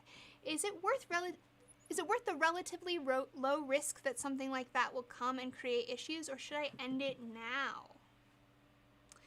So you say you have very different views on bringing up a kid, but you reference only one specific, probably minority, unlikely to happen but could happen situation where you have a kid with gender dysphoria. If it's just on that one issue,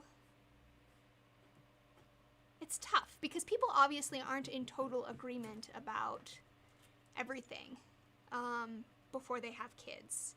That just doesn't happen. I would say, I guess the question is, do you feel like you and your girlfriend, if you were to have a kid together, could compromise and come to some resolution that, ultimately treats your child with dignity and respect and preserves your relationship? If you feel like you can communicate and compromise and do conflict resolution in that way, then I don't see why that wouldn't be the case for this particular area where you're having, some disagreement. What do you think, chat?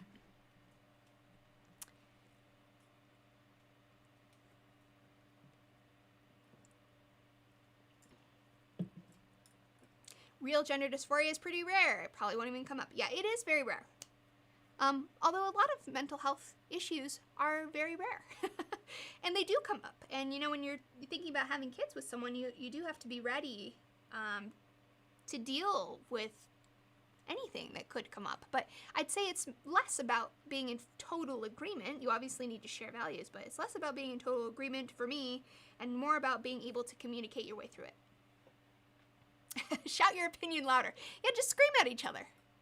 If you scream loud enough, problems will get solved. All right. Next question. I hope you can figure that out before you have said hypothetical child.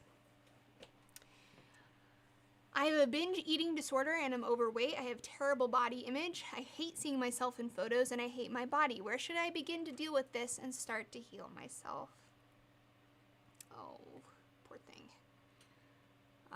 My go-to suggestion in this situation where eating disorders are involved is to get a counselor involved. To get someone who is an objective third party who can really do an audit on everything that's going on in your life, everything that you're experiencing, health problems, emotional problems, and help you piece it back together. That's what a good therapist does. And it's if you're in the United States, it can be demoralizing to find a good therapist, but it is worth the time and the frustration to find the right person who can help you because you deserve healing and happiness and all of the things. I really hope that you will consider reaching out to someone who knows what they're doing on this. And at the very least, you can start with, someone who you consider a mentor or a parent, maybe. Sometimes that's not safe. There are other forms of support in your life if you feel like going straight to therapist is too much at first, but that's definitely ideal when it comes to mental health problems. Therapy! Yeah.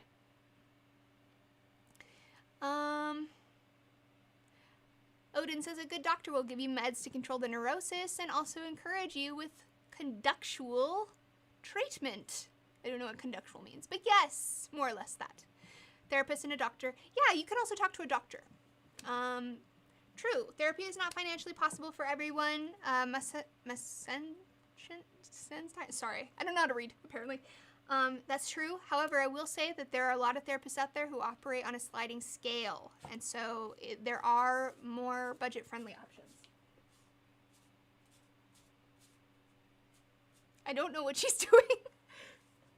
Trying to dig a hole in the cement. Oh yeah, and online therapy too, Orion. That's a great point. But yeah, sliding scale can be good. All right. I hope you get the help that you deserve. All right. I don't know what this is in reference to. It seems like a follow-up. I've lost my ability to be sincere because of the chaos of Babylon and the anger I feel toward the 99% of people that have no regard for moral idealism. I have no idea what that means. So, next question. Are most people actually bisexual and just happen to be very socialized against their own sexuality?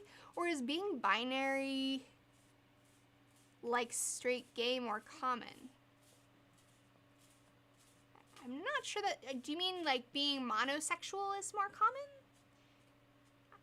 I'm a little bit confused about what that means. But at the heart of your question, are most people actually bisexual and happen to be socialized?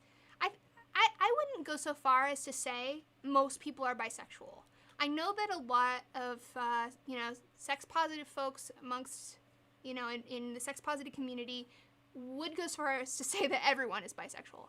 I don't really see it that way. I think plenty of people are truly straight, are truly gay, and don't want, a little bit of it all.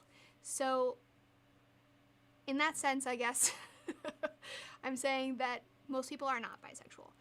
That said, are people more sexually flexible than we might believe? I think so. I think once people become more comfortable with their bodies and their sexuality, there's a little bit more comfort beyond the, black and white ideas of sexuality that we have. That's my take. Chat, what do you think? Sean, I think most people have the potential to become sexually fluid. I went through many a therapist. Oh, still talking about therapy. Yes, important. Purely anecdotally speaking, bisexuality seems to be more common than people generally think, but that might just be my friends. Yeah, I think it is more common than people think, but I think the phrasing was that most people actually bisexual. So those are two slightly different statements there, right? But I do think bisexuality is certainly more common than people think. Absolutely. Absolutely. I mean, all of things are probably more common than most people think. Any thoughts on the split attraction model, romantic versus sexual? Yeah, I think that's a really helpful model. Control-Alt. The idea, and I think I've made some videos about it too, the idea being that you might have sexual attraction to some set of sexes, genders, and romantic attraction to a separate set, and they're not necessarily the same thing. And that model actually helped me to understand my own sexuality, because I am sexually attracted to men and women, but never really had an interest in having a romantic relationship with female people. I tried it, and maybe I just had a, uncomfortable experience, or maybe it just wasn't for me, I don't know. But I end up having mostly romantic relationships with men, while my sexual relationships are more mixed. So I think it's a helpful model, because that could be confusing, right? You're like, am I romantically straight, sexually bi? Poppy, what are you doing? Oh, she's sniffing around.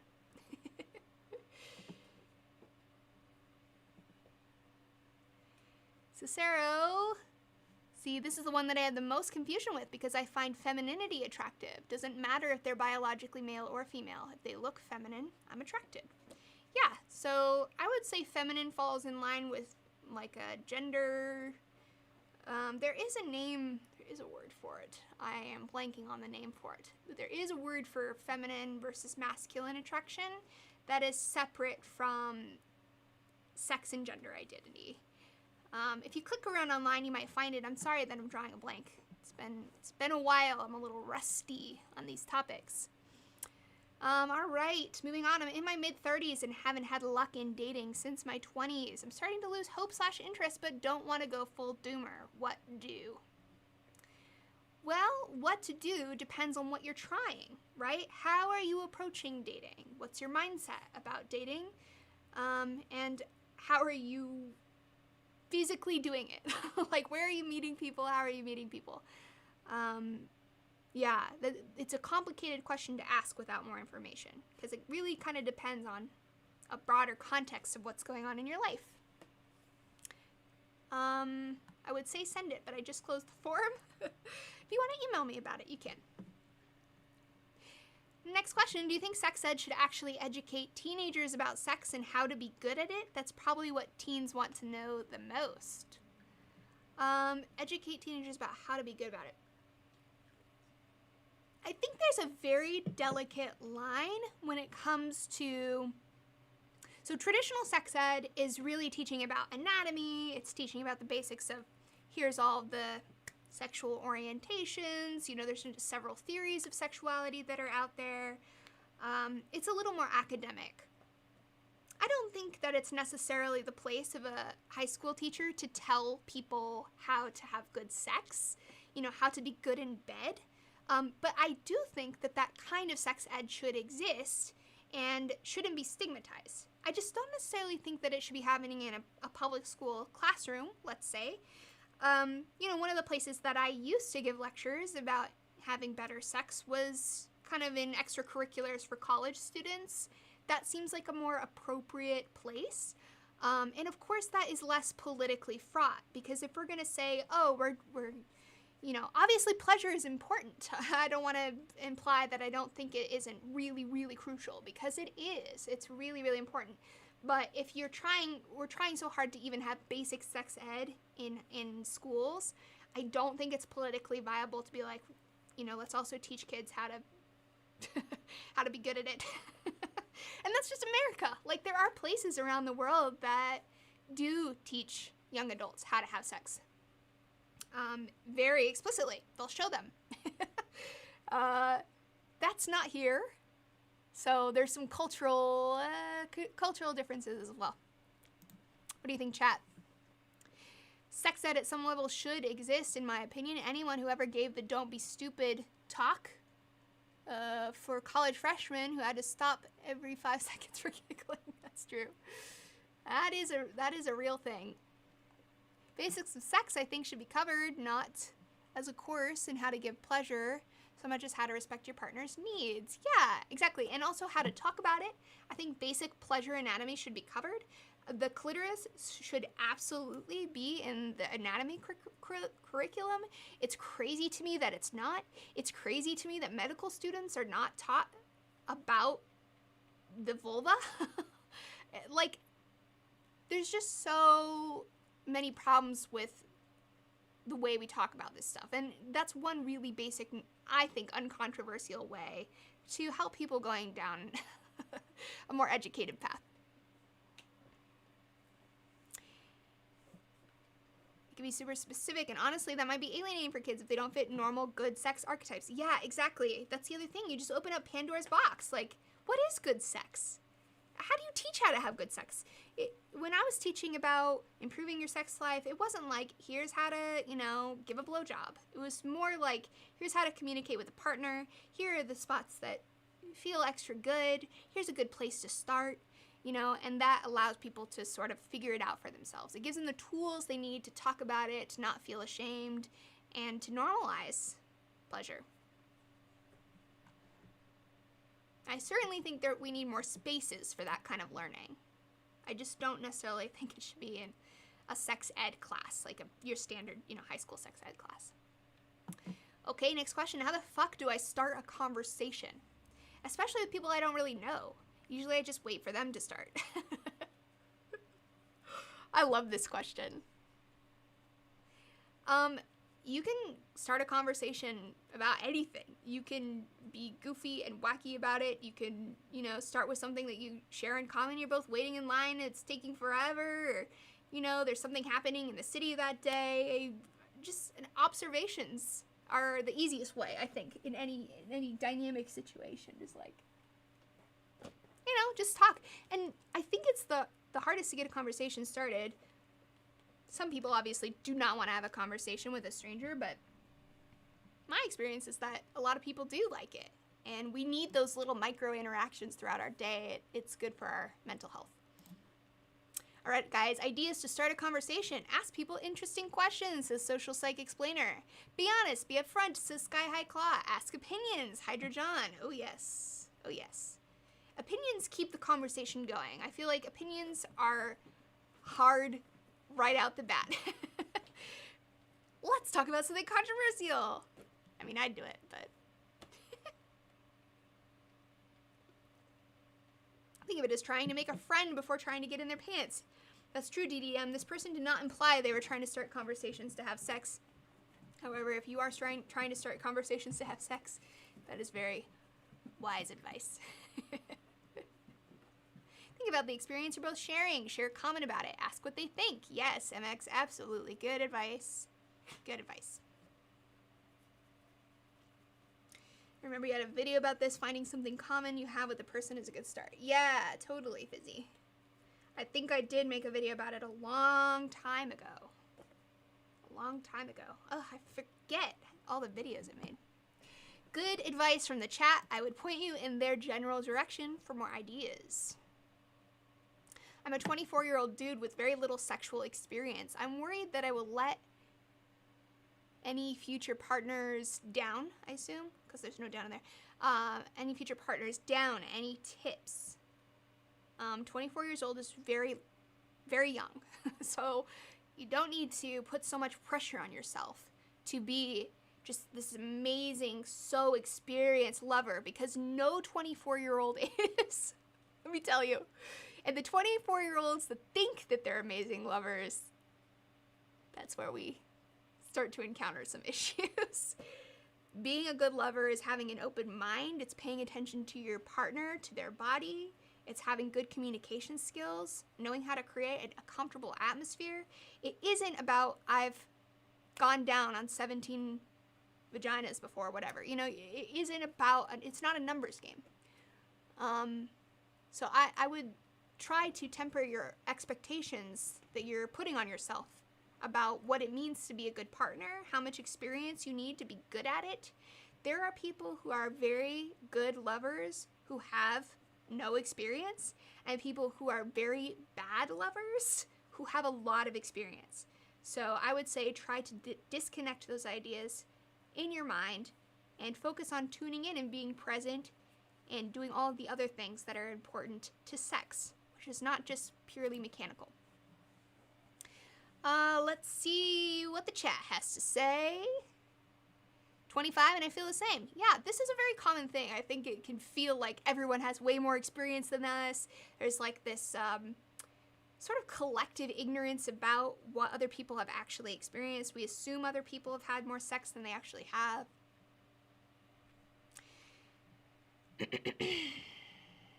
Say, I'm not very sexually experienced. Can you tell me what you like and what you want me to do? I think that could work with some partners, yeah. It could. The problem that I think comes up, though, depending on, you know, your partner, is they don't necessarily know what they like or what they want you to do.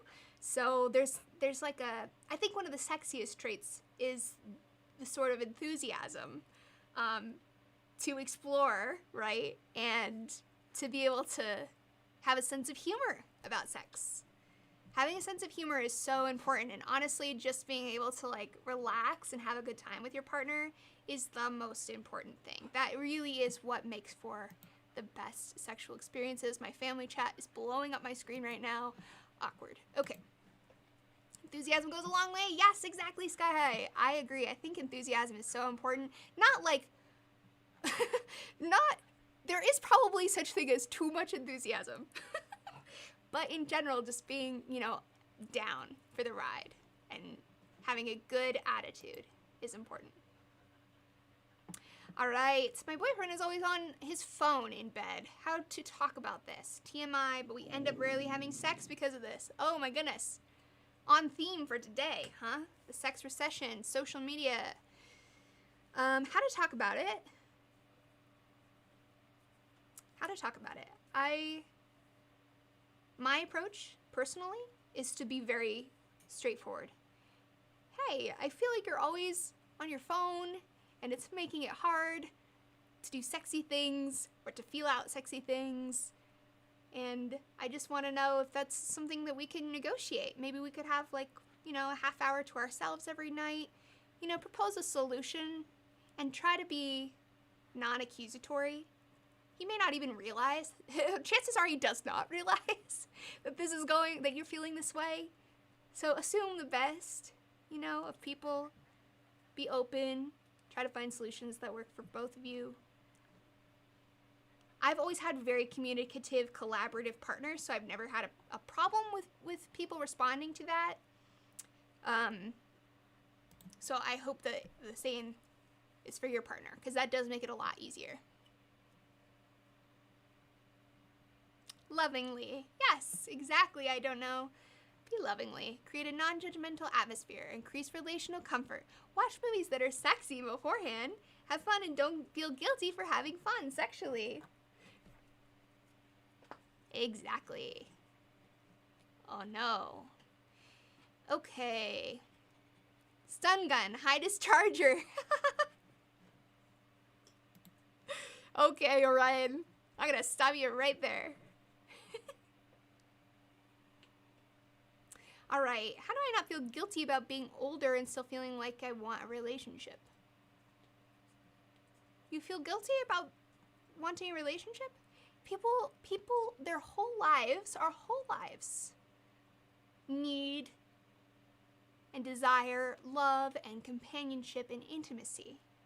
You know, that is very normal, and it doesn't stop at a certain age. You know, it's not like, oh, I'm 30 now and I no longer need this, or I'm 50 now, or I'm 60 now, or I'm 70 now.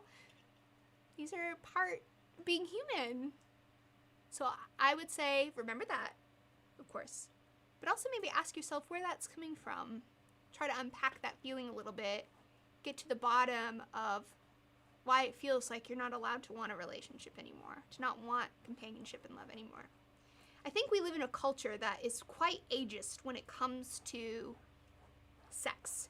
You know, I'm guilty of it myself. I don't want to think about my parents having sex, although that's not because they're old. That's just because they're my parents. But I think there's a bit of stigma about older people having sex and wanting sex and pursuing partners. You know, there's sort of this like, ew, ma. So maybe that contributes, but that's bullshit, obviously. How do you have friends with benefits in a COVID-19 world? Ethically, of course. Well, it's time to get vaccinated. Simple solution. Do I still have a, yes, okay, wait, these are just, sorry, going through,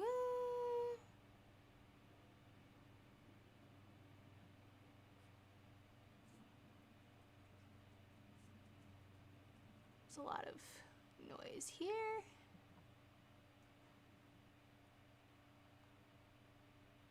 Is it okay to date older women just for sex? I think you need to be upfront about what you're looking for. As long as you're both looking for the same things, there's nothing wrong with that. The problem is when it's not communicated or when people are being misled. No one wants to be misled, right? Never too late. Yeah, it's all about being upfront about what you're looking for. And I think people feel like there's still some stigma around saying that they're not looking for anything serious or whatever. But we have to practice doing that because otherwise people get hurt. Exactly. Be open, be honest. That's the answer to 90% of your woes. All right. I think that's pretty much all the questions that I feel like I can answer here.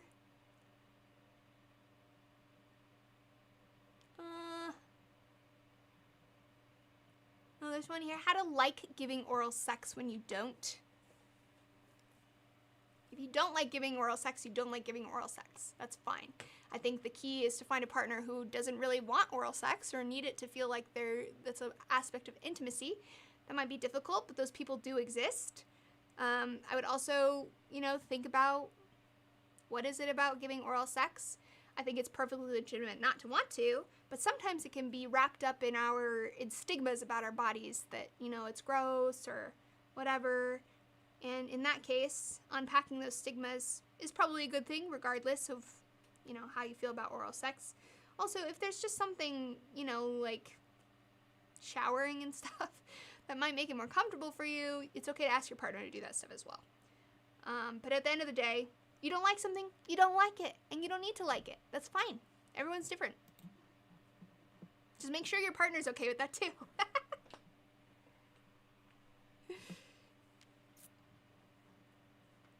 It's not TOS. What are you talking about? Cool, nope. All right. Sweet. Let's do some confessions, because there's a bunch here. Confessions. Are you guys ready for this?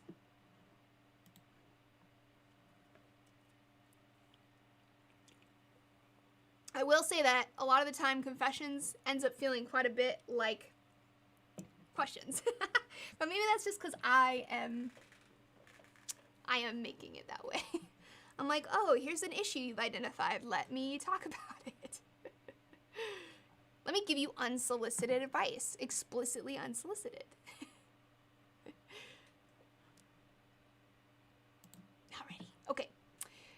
Confession. During my high school time, I had a one-night stand with a girl from my school. Some boys secretly filmed it and later on got access to the big screen during a morning assembly and showed it to the whole school. The girl was completely broken and she got bullied a lot. They tried to bully me too, but I never reacted much, so they stopped. The reason I never reacted much is that I was proud of it, and I still feel guilty about being proud of something that hurt someone else so much. Yikes, that is a load to bear. Thank you for your confession. Confession, I have a fear of sex. First off, I don't want kids. World is screwed up enough without half my genes in the next generation. Plus, I was required to watch a video on STDs while in basic training for the Navy. It screwed me up. Only girlfriend I ever had left me because of my refusal to have sex. If it truly is the case that you're scared of sex and you don't want to be, that is a perfectly legitimate thing to talk to a therapist about. Not wanting kids and stuff like that, I think is normal. But you shouldn't live your life in fear. You don't have to live your life in fear if you don't want to. Alright, confession. 3 years ago, my wife and I got pregnant, but we weren't ready, so we aborted. But now we are struggling to get pregnant, and I think of what could have been if we'd continued the first pregnancy. Oh. Hang in there. I'm sure that it will pan out for you when the time is right. It can take time to get pregnant. I think sometimes people don't realize how long it can take to get pregnant. I mean, I don't know how long you've been trying.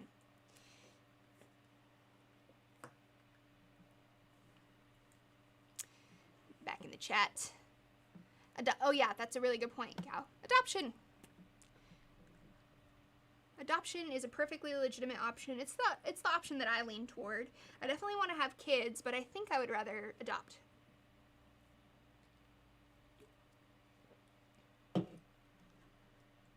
That's just my personal situation. I know it's not something that appeals to everybody, but I think people should consider it because there's lots of kids that need loving homes. All right. Confession, I cheated on an online test in my college course, but I feel like it's necessary given that the professors don't teach or answer questions and I'm almost done with my degree. Oof, yeah. I've actually heard that from other students before too, that they cheat and they feel like they don't have support. And it's easier to cheat when you're doing online school. It's a bit of a problem. All right, confession. I'm completely okay with everyone's kinks, but I think anal sex is just gross. To put it bluntly, ass shit. Oh, ass equals shit. Ironically, I am a butt versus boobs guy. Well, you know what? If you don't like anal sex, you don't have to have it. So, everyone wins.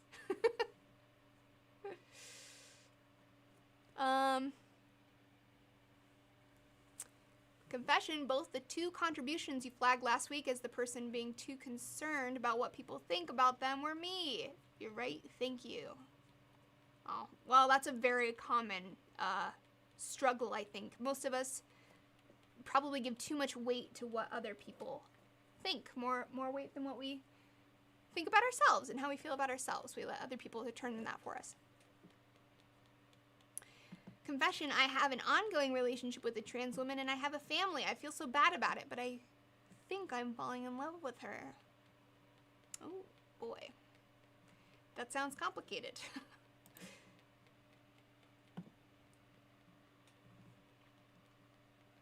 Back in the chat. Odin, testing is a waste. Anyways, my practical knowledge that can be dumped on a sheet of paper can be unlearned in a week.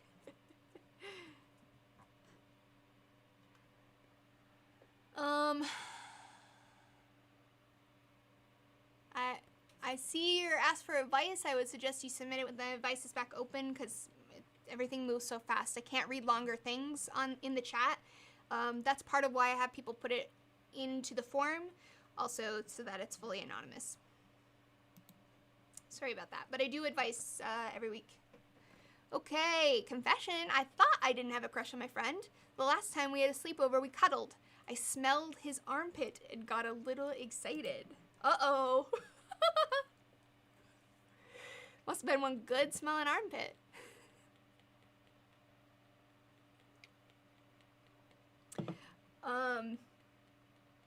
That might be the first time that I've heard of someone getting turned on by an armpit, and maybe it's a troll. Confession, as a survivor, you want up here, honey? Come here. All right. As a male survivor of abuse, the phrase "believe all women" always makes me feel uncomfortable, even if I understand the sentiment. That's fair. I think that there are a lot of legitimate reasons to feel uncomfortable. And it should be like believe survivors. But yeah, because I mean, male survivors deal with all the same shit. In my experience, they really, it can be just even harder sometimes because male survivors of sexual violence, there's like all of the macho expectations on them, and it's really stigmatized. Believe victims and survivors. Yeah. I mean, I've heard all of those phrases before. More of a catchphrase than an ideology. Yeah, that's true, Sean. Believe all women is not the saying. It's believe women. There is no all in the middle. Oh, okay. Believe women. I don't know. People say all kinds of stuff. But believe women does seem to seem a little bit more internally consistent. All right. Confession. I am a 26-year-old male virgin, not version. Not overweight, not shy, just haven't been around many people my age. That's fine. Confession, poured water in my brother's bed as a prank. He ended up wearing a pull-up diaper for a year? Oh, because he thought he peed his bed? Oh, that's so mean. What the heck? Confession, my cat likes to lick everything, and I love it when she licks my nose. Lol, just me. I thought that was gonna go in a very different direction. Licking your nose, perfectly fine. I like it when Poppy licks my nose too. Confession, I spent $200 on cam girls last night. Golly gosh, that money goes fast. Ooh. Confession, I have been an anti-social justice warrior and pissed off people that were dear to me. Oh, that makes me sad. I really hate like the political riffs. I feel like people have so much more in common than they think they do.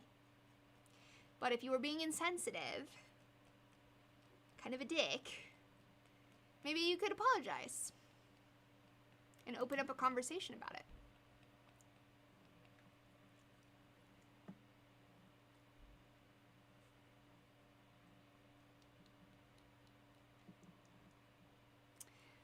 Back in the chat. Okay, questions again have to go through the confessions form. Sorry about that. Confession, I have eaten watermelon with mustard. How can I redeem myself? You can't. It's too late. Honestly though, I'd try it. Was it good? I try most weird things because sometimes stuff tastes good more than you'd expect. Confession, I'm gay and I hate anal. I wish this were more common. Yeah, I have seen research that the most common sexual act in gay communities is oral sex, but that doesn't necessarily mean they hate it.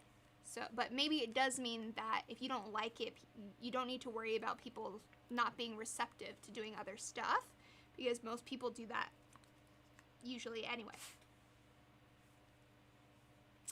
Bon voyage. Confession, I'm over 55 and I still want children. Well, you could adopt, right? Confession, I like too much porn, I think. Oh no. Confession, I'm too afraid to have sex. Confession, I think I love you. All right. That is the end of the confessions. I'm back in the chat. Sorry, the form is indeed closed for this time, but next Thursday we'll be back again. We'll do it again. You can send it then.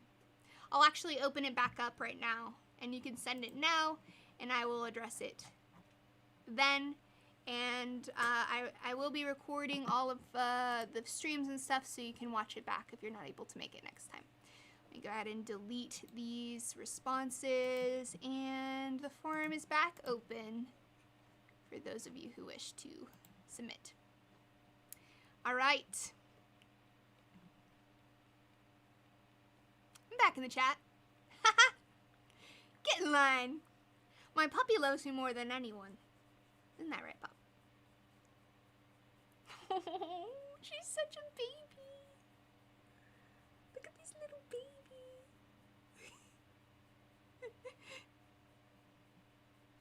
Confession, I want to pet the doggo. She's unbelievably soft. You wouldn't be disappointed. Okay, awesome, spring loaded.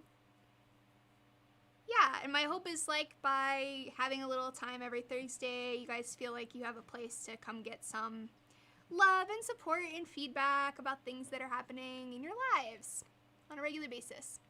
Matt Capper, thank you so much for the tier 1 subscription. Really appreciate it on Twitch. I know, she's probably, I noticed, like, she seems to want more attention when I'm talking to the computer. She's like, wait, me though. Me! I want attention.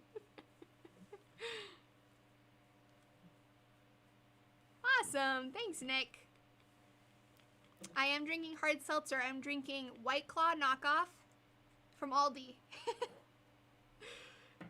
Hello, Connor. Hello. I'm back in the chat. We're going to do memes here in a moment. Memes in a moment. And I set up my meme stream and hopefully it goes correctly. Oh, are you so vicious? Oh, are you so vicious? Are you so sweet?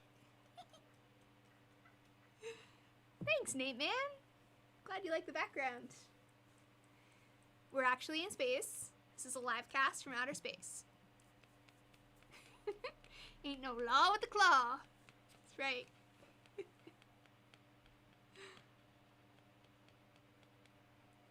You have a place to come get some. I mean, there's plenty of places to come get some on the internet. We're here for love. We're here for companionship. We're here for romance. I used to make sex videos, Matt. That's how I got subscribers. But it was a long time ago. And now my subscribers have lives. Oh, I haven't seen Invincible yet, Ramon. It is on my list, though. Alright, let's do a meme review. Time for a meme review. So I tried to do this last week. It failed epically. I'm going to try to do it this week. Hopefully it doesn't fail epically. And if it does, the meme stack's just going to keep growing and growing and growing, and then I'm going to have to do a meme review for like 4 hours to make up for it.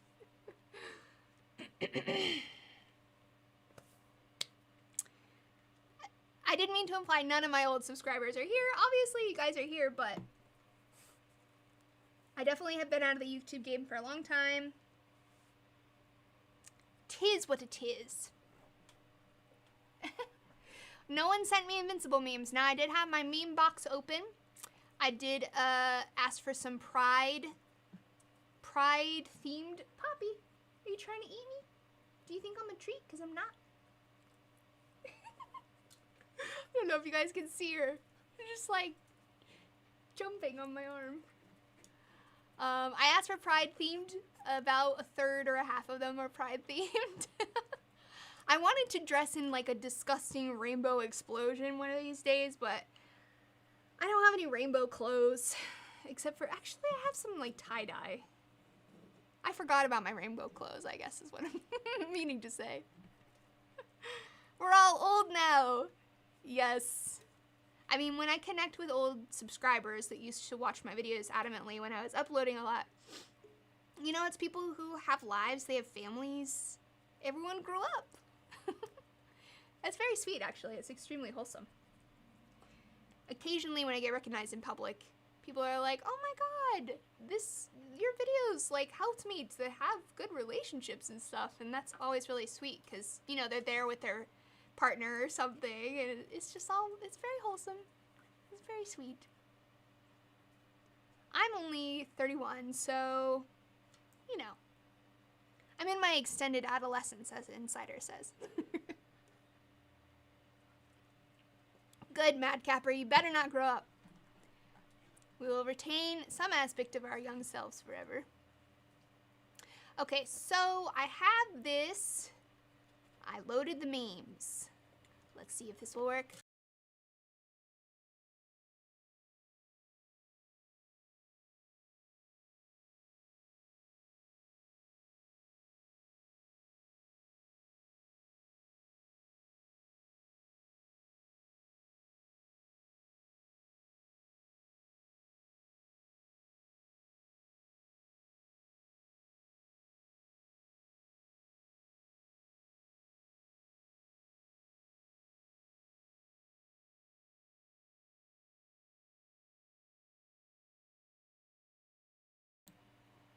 Hello?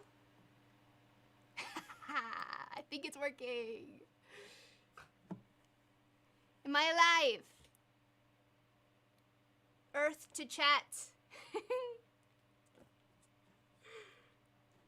Alright, so apparently you have to add a mic to every page you make. Yeah, I think it's working. No, it's not. You know, it's all, the moment I say, yay, the thing worked, the literal moment I say it, things break. So I guess I should just stop saying, yay, it's working. That's the moral of the story. The billionaires got mad, that's true.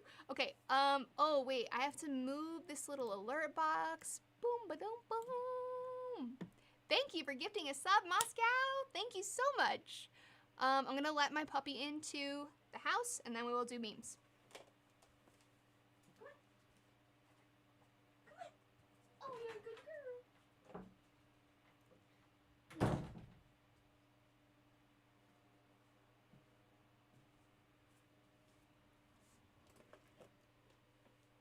All right.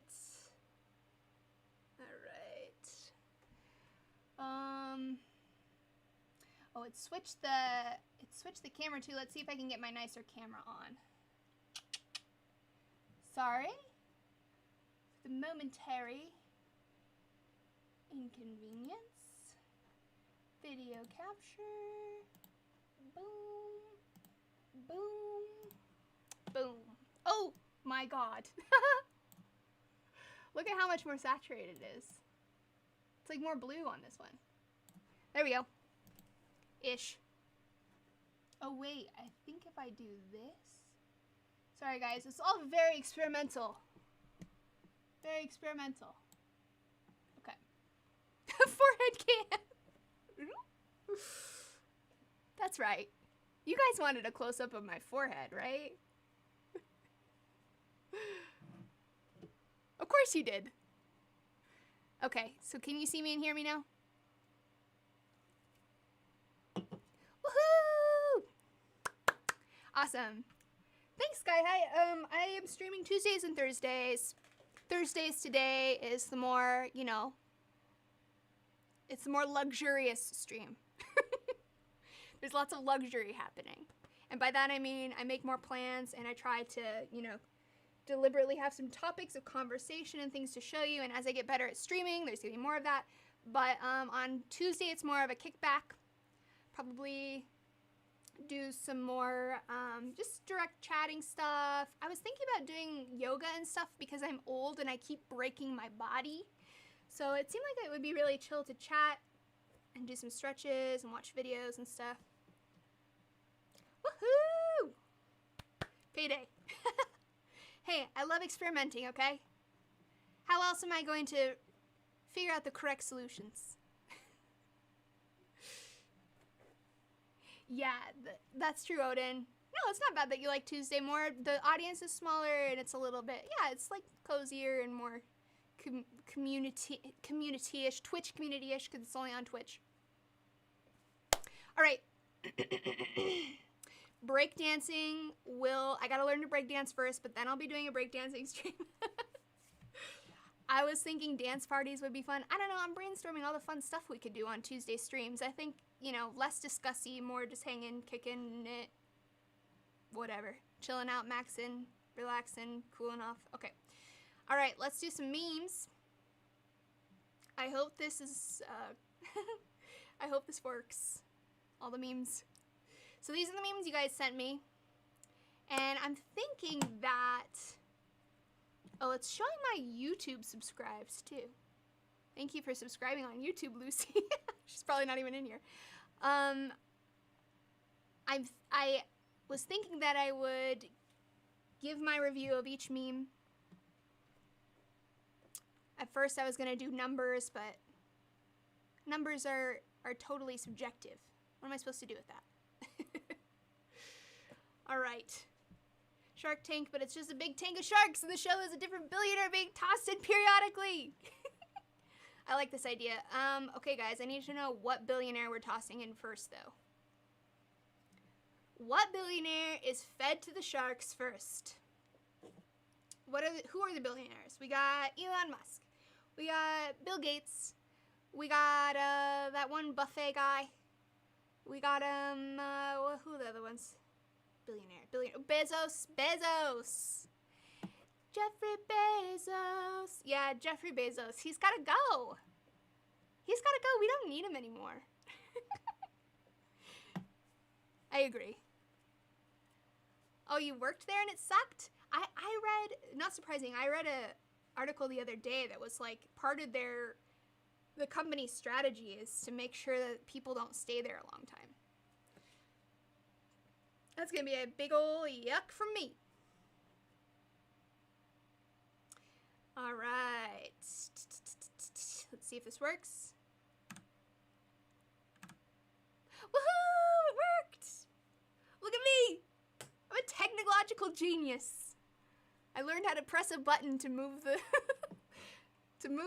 picture. Control Alt Construct. Thank you so much for gifting a sub to Jazzmaster. Appreciate it. Oh, this is really cute. This is so wholesome.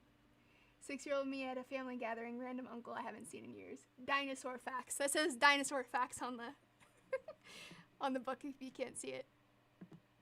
Wholesome. That's true, Mosers. Let me talk shit about Amazon on Twitch, which is owned by Amazon. I gotta get my tinfoil hat out. Dude, Jeffrey Bezos' song from Bo Burnham's new special is absolutely fantastic. I love how quickly it just escalates into madness. All right.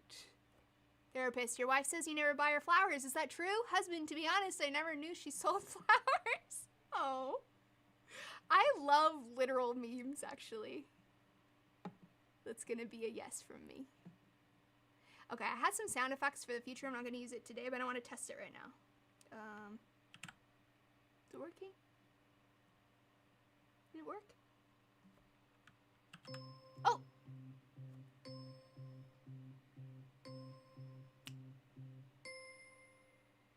It worked. Could you guys hear that?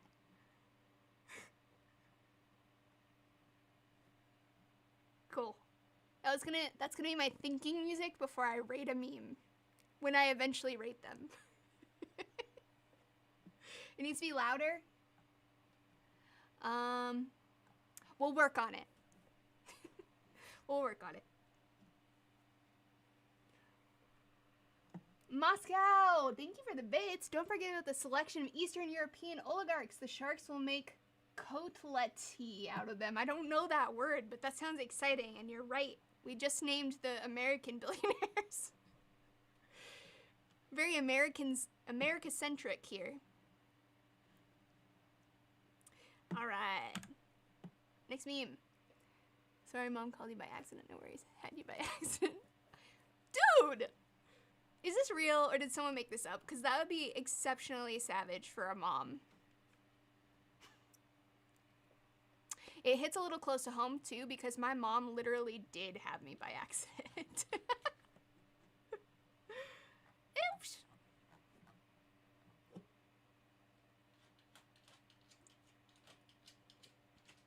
My dog wants to come back in again. In or out, man. Probably made up, still funny. That's the thing about a lot of memes. I feel like people just make them up because they're funny. And I wish I loved them as much, but I don't. It's hard for me to love it wholly and fully. Why people love driving 40 minutes away to a public lake and calling it an adventure. Wow, this one really just called me out a lot. What, only white people can go on an adventure at the park? Let her in? Okay. But you know, she's just gonna want to go out in like 2 seconds.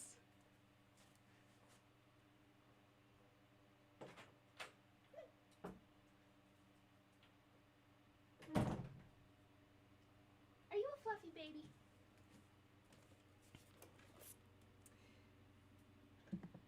Parents conceived me on the 4th of July, which is honestly the best evidence I have that they planned me. Wow.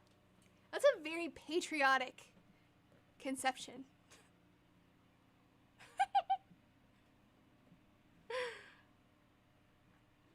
Okay, fair enough, Sky High. Look, when your life is really boring, really simple shit is an adventure. Chris is calling me. I'm gonna answer it. Hi, you're on speaker. Oh, what? You're on speaker. Oh shit, are you streaming? Yeah, there's 700,000 people watching. Hey, so I was wondering if you wanted to drive to a public lake, go on a little adventure.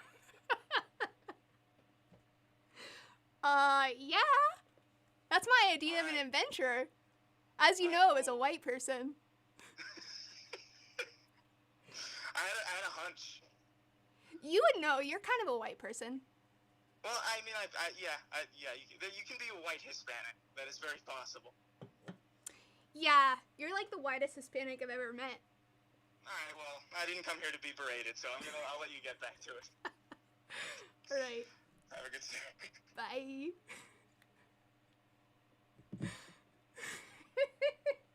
It's ironic because Chris is the last person who would want to go to a lake. He'd just be like, no, that's not gonna happen. His bones would be broken before we left. Alright. What breed is he? Just a little...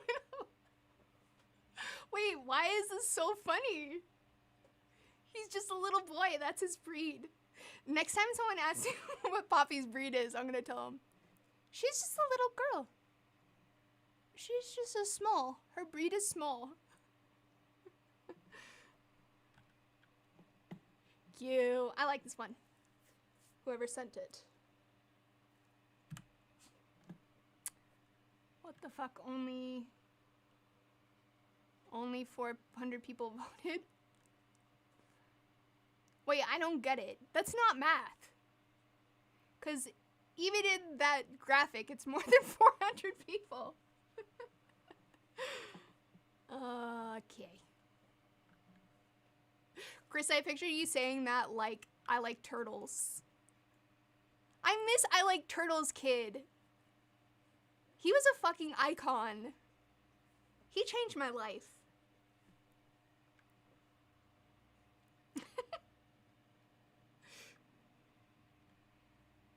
Oh, that's what it's trying to say. Okay, that makes sense. No people votes matter. Yeah. Low effort meme. I know they say what the fuck only. Only 400 people. Yeah. That's true though. Oh, what the fuck? I'm getting bullied by these memes. Literally in the past week, I've had problems with a burning toe, a hurting shoulder, my hip stopped moving correctly earlier today when I was moving my desk. I'm literally falling apart. It's a little too close to home. Being on your knees, though, legitimately hurts. It's your bone. It is your bones crushing into the ground. Bones are not supposed to be crushed this way.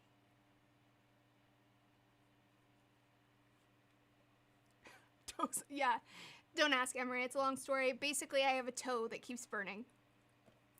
The Twitch chat on Tuesday determined it was probably my sandals, but it doesn't really make sense because my sandals don't touch that part. But I'm just going to tell myself it's my sandals and not that I have some weird toe tumor.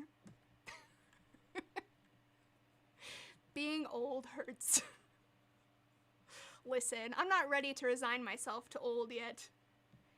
But being alive certainly hurts. Oh no! That is problematic, Sweaty. That is problematic, Sweaty. Cancelled.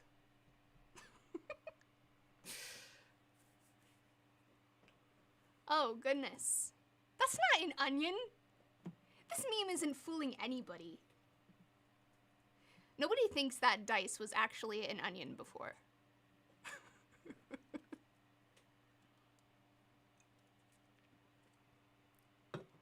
It doesn't even look like an onion. Look close.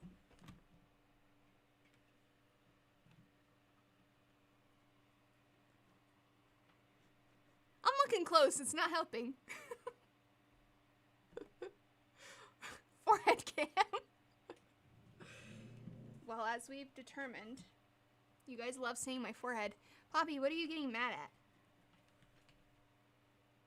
She's legitimately yelling at my million subscriber plaque thing that weighs 1,000,000 pounds, so I just lay it in the garage. She's yelling at it. I know, it's really frustrating. Fuck that, am I right?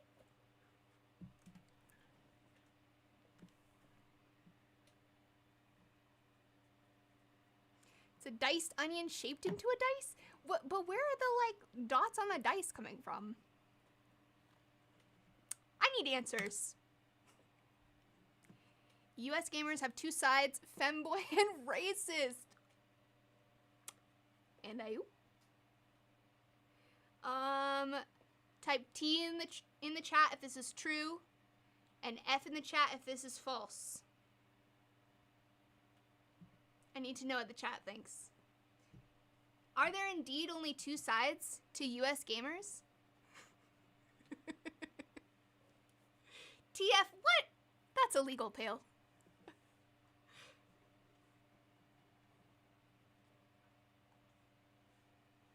It looks about even. Solidly even.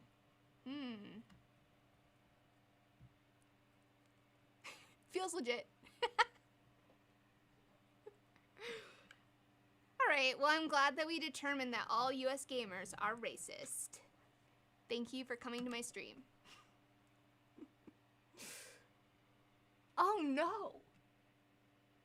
This looked like a normal picture for 2 seconds. I just realized. Wait, do beards do that? I don't have beard privilege, so I don't know if this is a troll or if you can actually have a beard mustache. Okay, femboys too. Racist and femboys. Right? It's just like a really wide soul patch. Whoop.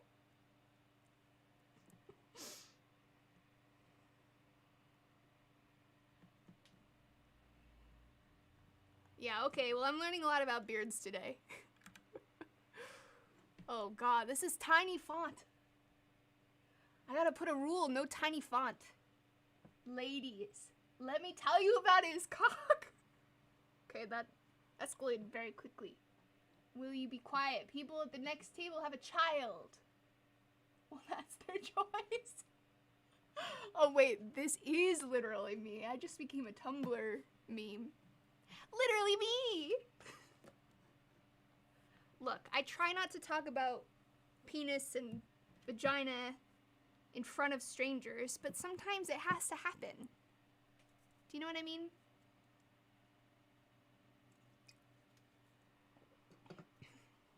I could have beard privileges if I wanted. Well, it is the 21st century. Anything's possible. Do you guys think that it's rude to talk about sex in public?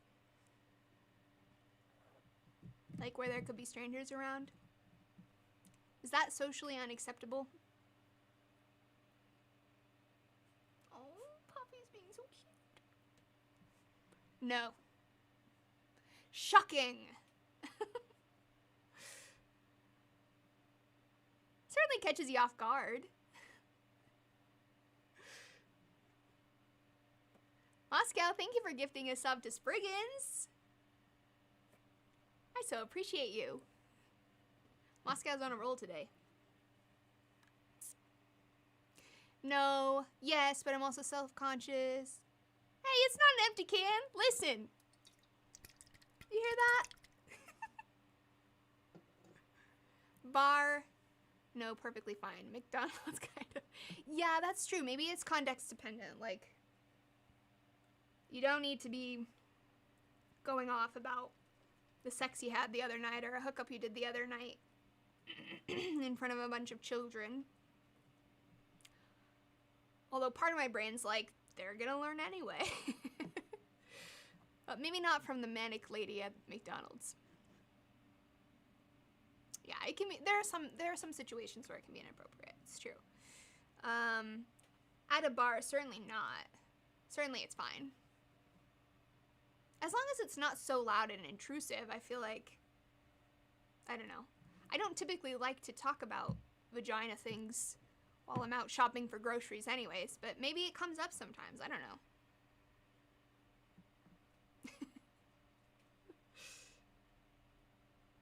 Having a filter is unfamiliar, yeah. I don't have a very strong filter either. I've tried to have more of a filter. I have more of a filter about like political stuff than I do about sex, because people have gotten mad at me so much about political stuff on the internet that you learn to kind of like think before you talk. But with sex, I haven't had such negative reinforcement. This is the monster they created. When you become a grown-up, people stop asking what your favorite dinosaur is. They don't even care. Oh. Is that like the second dinosaur meme? Weird niche. Hey, to the person who is asking how to talk to a stranger, ask them what their favorite dinosaur is. Oh, that would be a really cute intro. If I was at a bar and someone was trying to like chat me up and they asked me what my favorite dinosaur was, I would find that very endearing. Actually, I think someone asked me what my favorite dinosaur was on a Twitch stream recently. That's true, Twilight. Most people like sex. Politics is much less popular. It's much more divisive, and much more emotional. So maybe it's worth having a little more of a filter about it. I don't care about dinosaurs. I'm too basic. I like the T-Rex. Triceratops. Yeah, Stegosaurus. Wait, which one's the Stegosaurus? I have to remind myself. Stegosaurus. Oh yeah! It's the one with the long pointy thing. Everything I know about dinosaurs I learned from Jurassic Park, okay? political rage has become way out of hand. I just don't post about politics when I'm angry anymore. Yeah, that's actually probably a smart move, Connor. I actually don't get that angry about it anymore. Even when I read stuff that, like, I'm just less triggered overall. I can read all kinds of stuff. I used to get really pissed and start fights, but maybe it's just growing up. I don't know. I just don't care as much anymore. Ankylosaurids? What is that, Death Dealer? Are you trolling me? I'm gonna look it up. Ankylosaur. Oh, it's a real thing. Oh, yeah. Those are the ones with the spikes all over across the back. Do you like my very articulate descriptions? Troodons? Wait, what's a Troodon? Troodon. Those are creepy. No. Those are creepy. Those are canceled. Sorry, I can't do it. The Anzu. What? That's a restaurant in Los Angeles. You guys are just trolling me now. Fine. Thought we were gonna get into it on dinosaurs. Charmander! The best of all. No one said the big long neck ones. Those are my favorite. I think they're called Brontosaurus. Yes. They seem awesome. Ever since I saw Jurassic Park, I feel like I need to ride on the back of a Brontosaurus. It would be epic. Poppy, what are you doing? What are you doing? Are you cute? Are you small? Are you a baby? Are you a baby? Do you want to come up here? No. She runs away. No. I'll have none of that. Oh yeah, pterodactyls, super creepy. Pterodactyls are so creepy. Triceratops, yeah. Titanosaurus is like a bronto, but even better. What? I gotta look this up. Titanosaurus.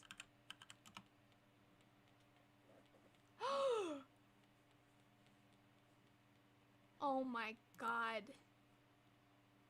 It's so majestic. He has a girthy neck. It's so girthy. I love that.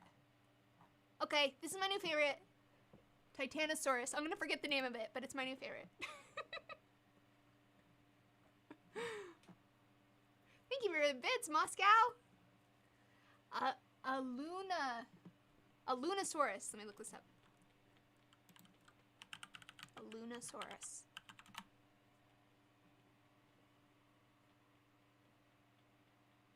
Wait. Is that a real thing?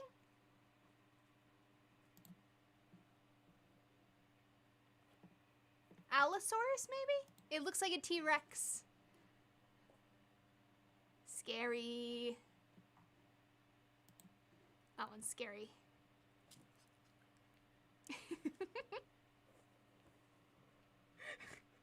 Girth, you say? Look. I can't help it, okay?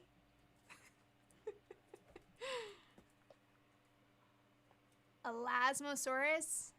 Cosmoceratops? Oh, I gotta look that one up too. Sorry, hold on. Sorry for the meme side stream. I just need to know what all these are. Cosmosaurus. Oh, wow. It really does have little horn bangs. Hi, sweetie. Thanks for the kisses. She's giving me lots of kisses. Ooh, those are crazy. It's like it has a giant shield on its head. I would ride that one into battle. I feel like if we had to go into battle, the Chasmosaurus would be great.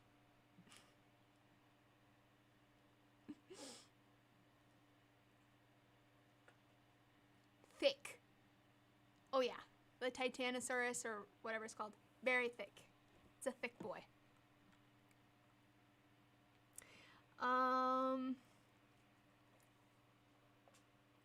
Martino, I went through all the questions.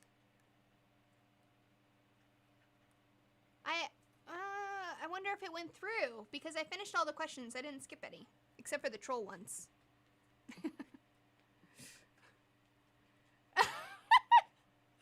What? Ryan, my camera really did overheat. It was really hot on Tuesday. It's fine now, but it was pretty brutal. All right, next meme. Oh, wait. Normalize checking friends' prostates. Oh, dear.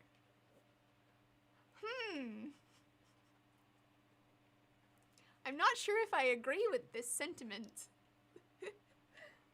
Poppy, you can't eat me. Why are you trying to eat me?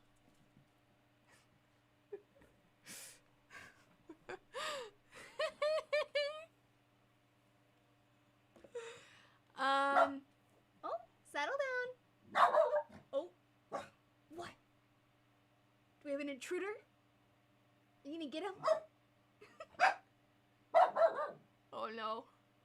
Poppy's got something to say. She strongly disagrees. Poppy, quiet. Can you be quiet? Good girl. One sec, guys. I'm gonna put her back in the house. One sec. Quiet.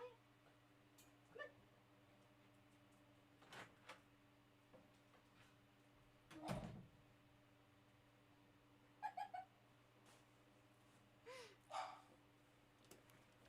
She just like immediately runs in and starts screaming. She's a little mouthy. She's got a lot to say. She learns from her mom. Oh, yeah. Mortino, next time.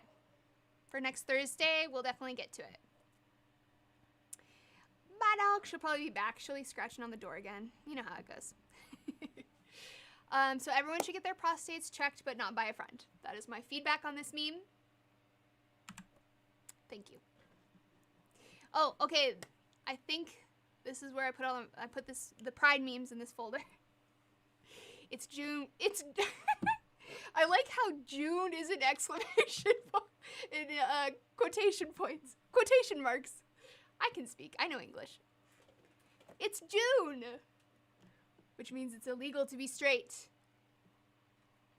Anyone caught not being gay will be immediately reported to the FBI. That's actually the case for my stream as well.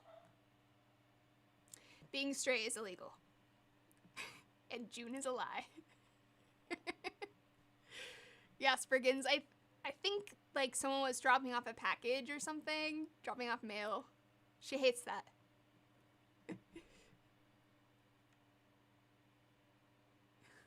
You can be heterosexual without being straight, TM? Can you? What's the difference? All right, so everyone in the chat is under arrest. I guess that's what that means. Oh no, more small font. You're bullshitting yourself. Start a pack. What the hell does that say? Can you guys read that? Oh no, I'm too old and blind for this. Sexual orientation, guys? Oh, quiz.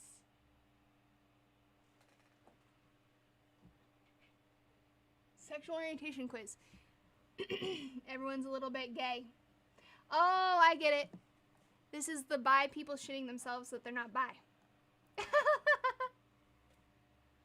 Relatable. I know I need a bigger monitor. Look, I have a lot of needs and I have to do one thing at a time. This capture card was like $100. But look, no drop frames this time.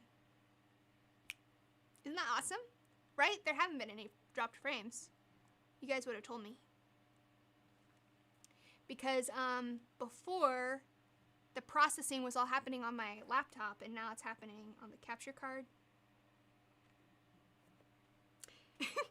actually the entire stream is down. Don't trigger me like that. It's been happening so many times. Stress me out. Every frame has been dropped. Louise, thank you so much for the super chat. I always say the phrase I've seen in your long time old videos. We define labels, but labels don't define us. Love your videos. Oh. Exactly. Thank you so much, Louise, for a super chat. I appreciate it. And thank you for reminding me of that old classic. No, because my internet connection was good. I think what was happening while the frames were dropping before is because my computer, it kept saying not enough CPU. So, there's that. Dallas, thank you so much for the super chat. What are your thoughts on the Enneagram personality types? I recently listened to Rhett and Link's podcast episode about it. I took the Enneagram some time ago, and I remember not feeling like it described me very well. So, there's that. But one of my favorite people, a dear mentor to me in my life, is a really big fan of the Enneagram. He's the one that suggested I take it because I wasn't sure what I wanted to do with my life. So I think it can be a useful tool. For me, it just, it didn't work. What? Did it really freeze? No. You're trolling. Please, no. See, this is why I can't talk about the stream. It's a curse. The literal minute I talk about the stream, it's gonna break. Okay, we can't talk about it anymore. We have to move on. Okay, I'm glad it's back. All right. Yes, this is an extremely rude call out to all who are bisexual. Sometimes it's how you realize it, though. Oh, it didn't freeze? Okay, maybe they're just trolling me, kablazin. Troll be gone. I wear it every day. Oh my god, is this a real tweet? To celebrate Pride Month, today's word of the day is bussy. Wait, I need to know if this is real.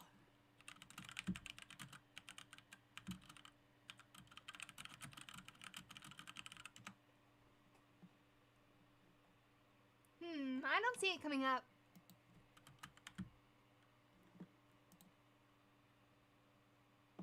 Merriam-Webster.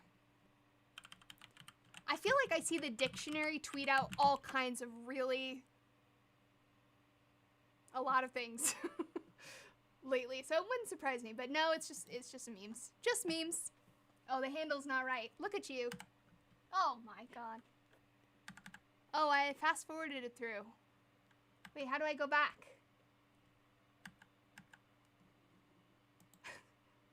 Oh my god.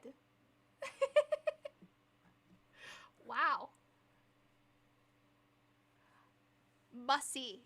I think it stands for boy pussy.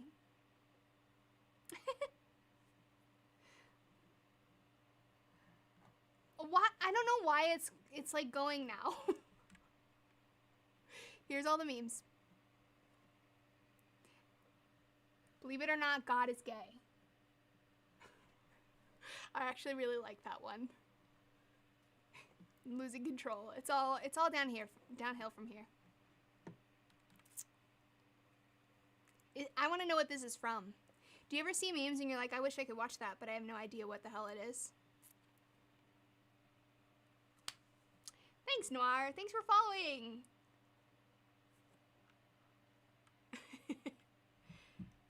Oh no way, Lazy Green. Oh yes way. Audio Rush. Love this. I love that one. That's my favorite one so far. I just love the idea of making such a strong assertion like that and just not supporting it with evidence at all. Just, no. Well, the slideshow worked for a while, but maybe it gave up on life. It said bye.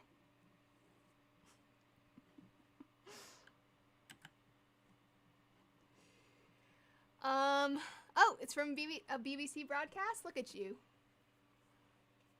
Aw, thanks, Audio Rush.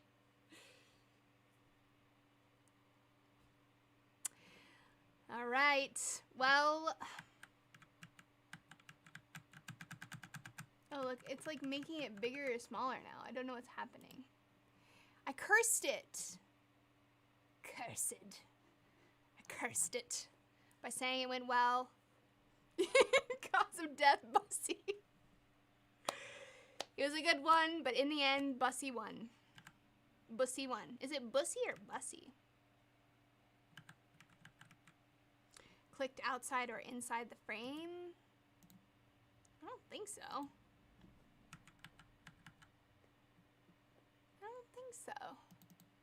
Maybe it'll let me go back? Take me back! Nope. All is lost. God is gay and that's the end.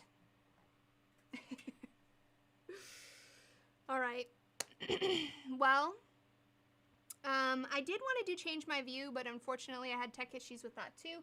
Eventually we'll do change my view. What I would like to do is go through at some point and we can discuss various trending change my views. I think Change My View is really awesome because it's one of the only online communities I know that is really committed to opening your mind and being proven wrong. And that's beautiful because we're all really dumb. So we need to be willing to be proven wrong. So we'll do that at some point. I think it'll be fun. There'll probably be some good discussion there. But yes, I will be streaming on Tuesday, Twitch only. I don't really tweet that out or send it out or anything. So if you guys would like to join me on those more intimate Tuesday chats, they're really nice and low-key. I'll be doing that. Make sure to follow me on Twitch. But other than that, I'll be back on YouTube multi-streaming next Thursday. And this was really fun. So thank you for joining me. It was a good time. And I'm glad that my stream didn't drop as many frames this time. We'll continue to workshop it. Thank you so much for the Prime subscription, Bipolar Scientist. I really appreciate it. And thank you to all of you who subscribed and left super chats this stream. You guys are so sweet and I really appreciate all the support. I'll see you next time, guys. Mwah! Lots of fun.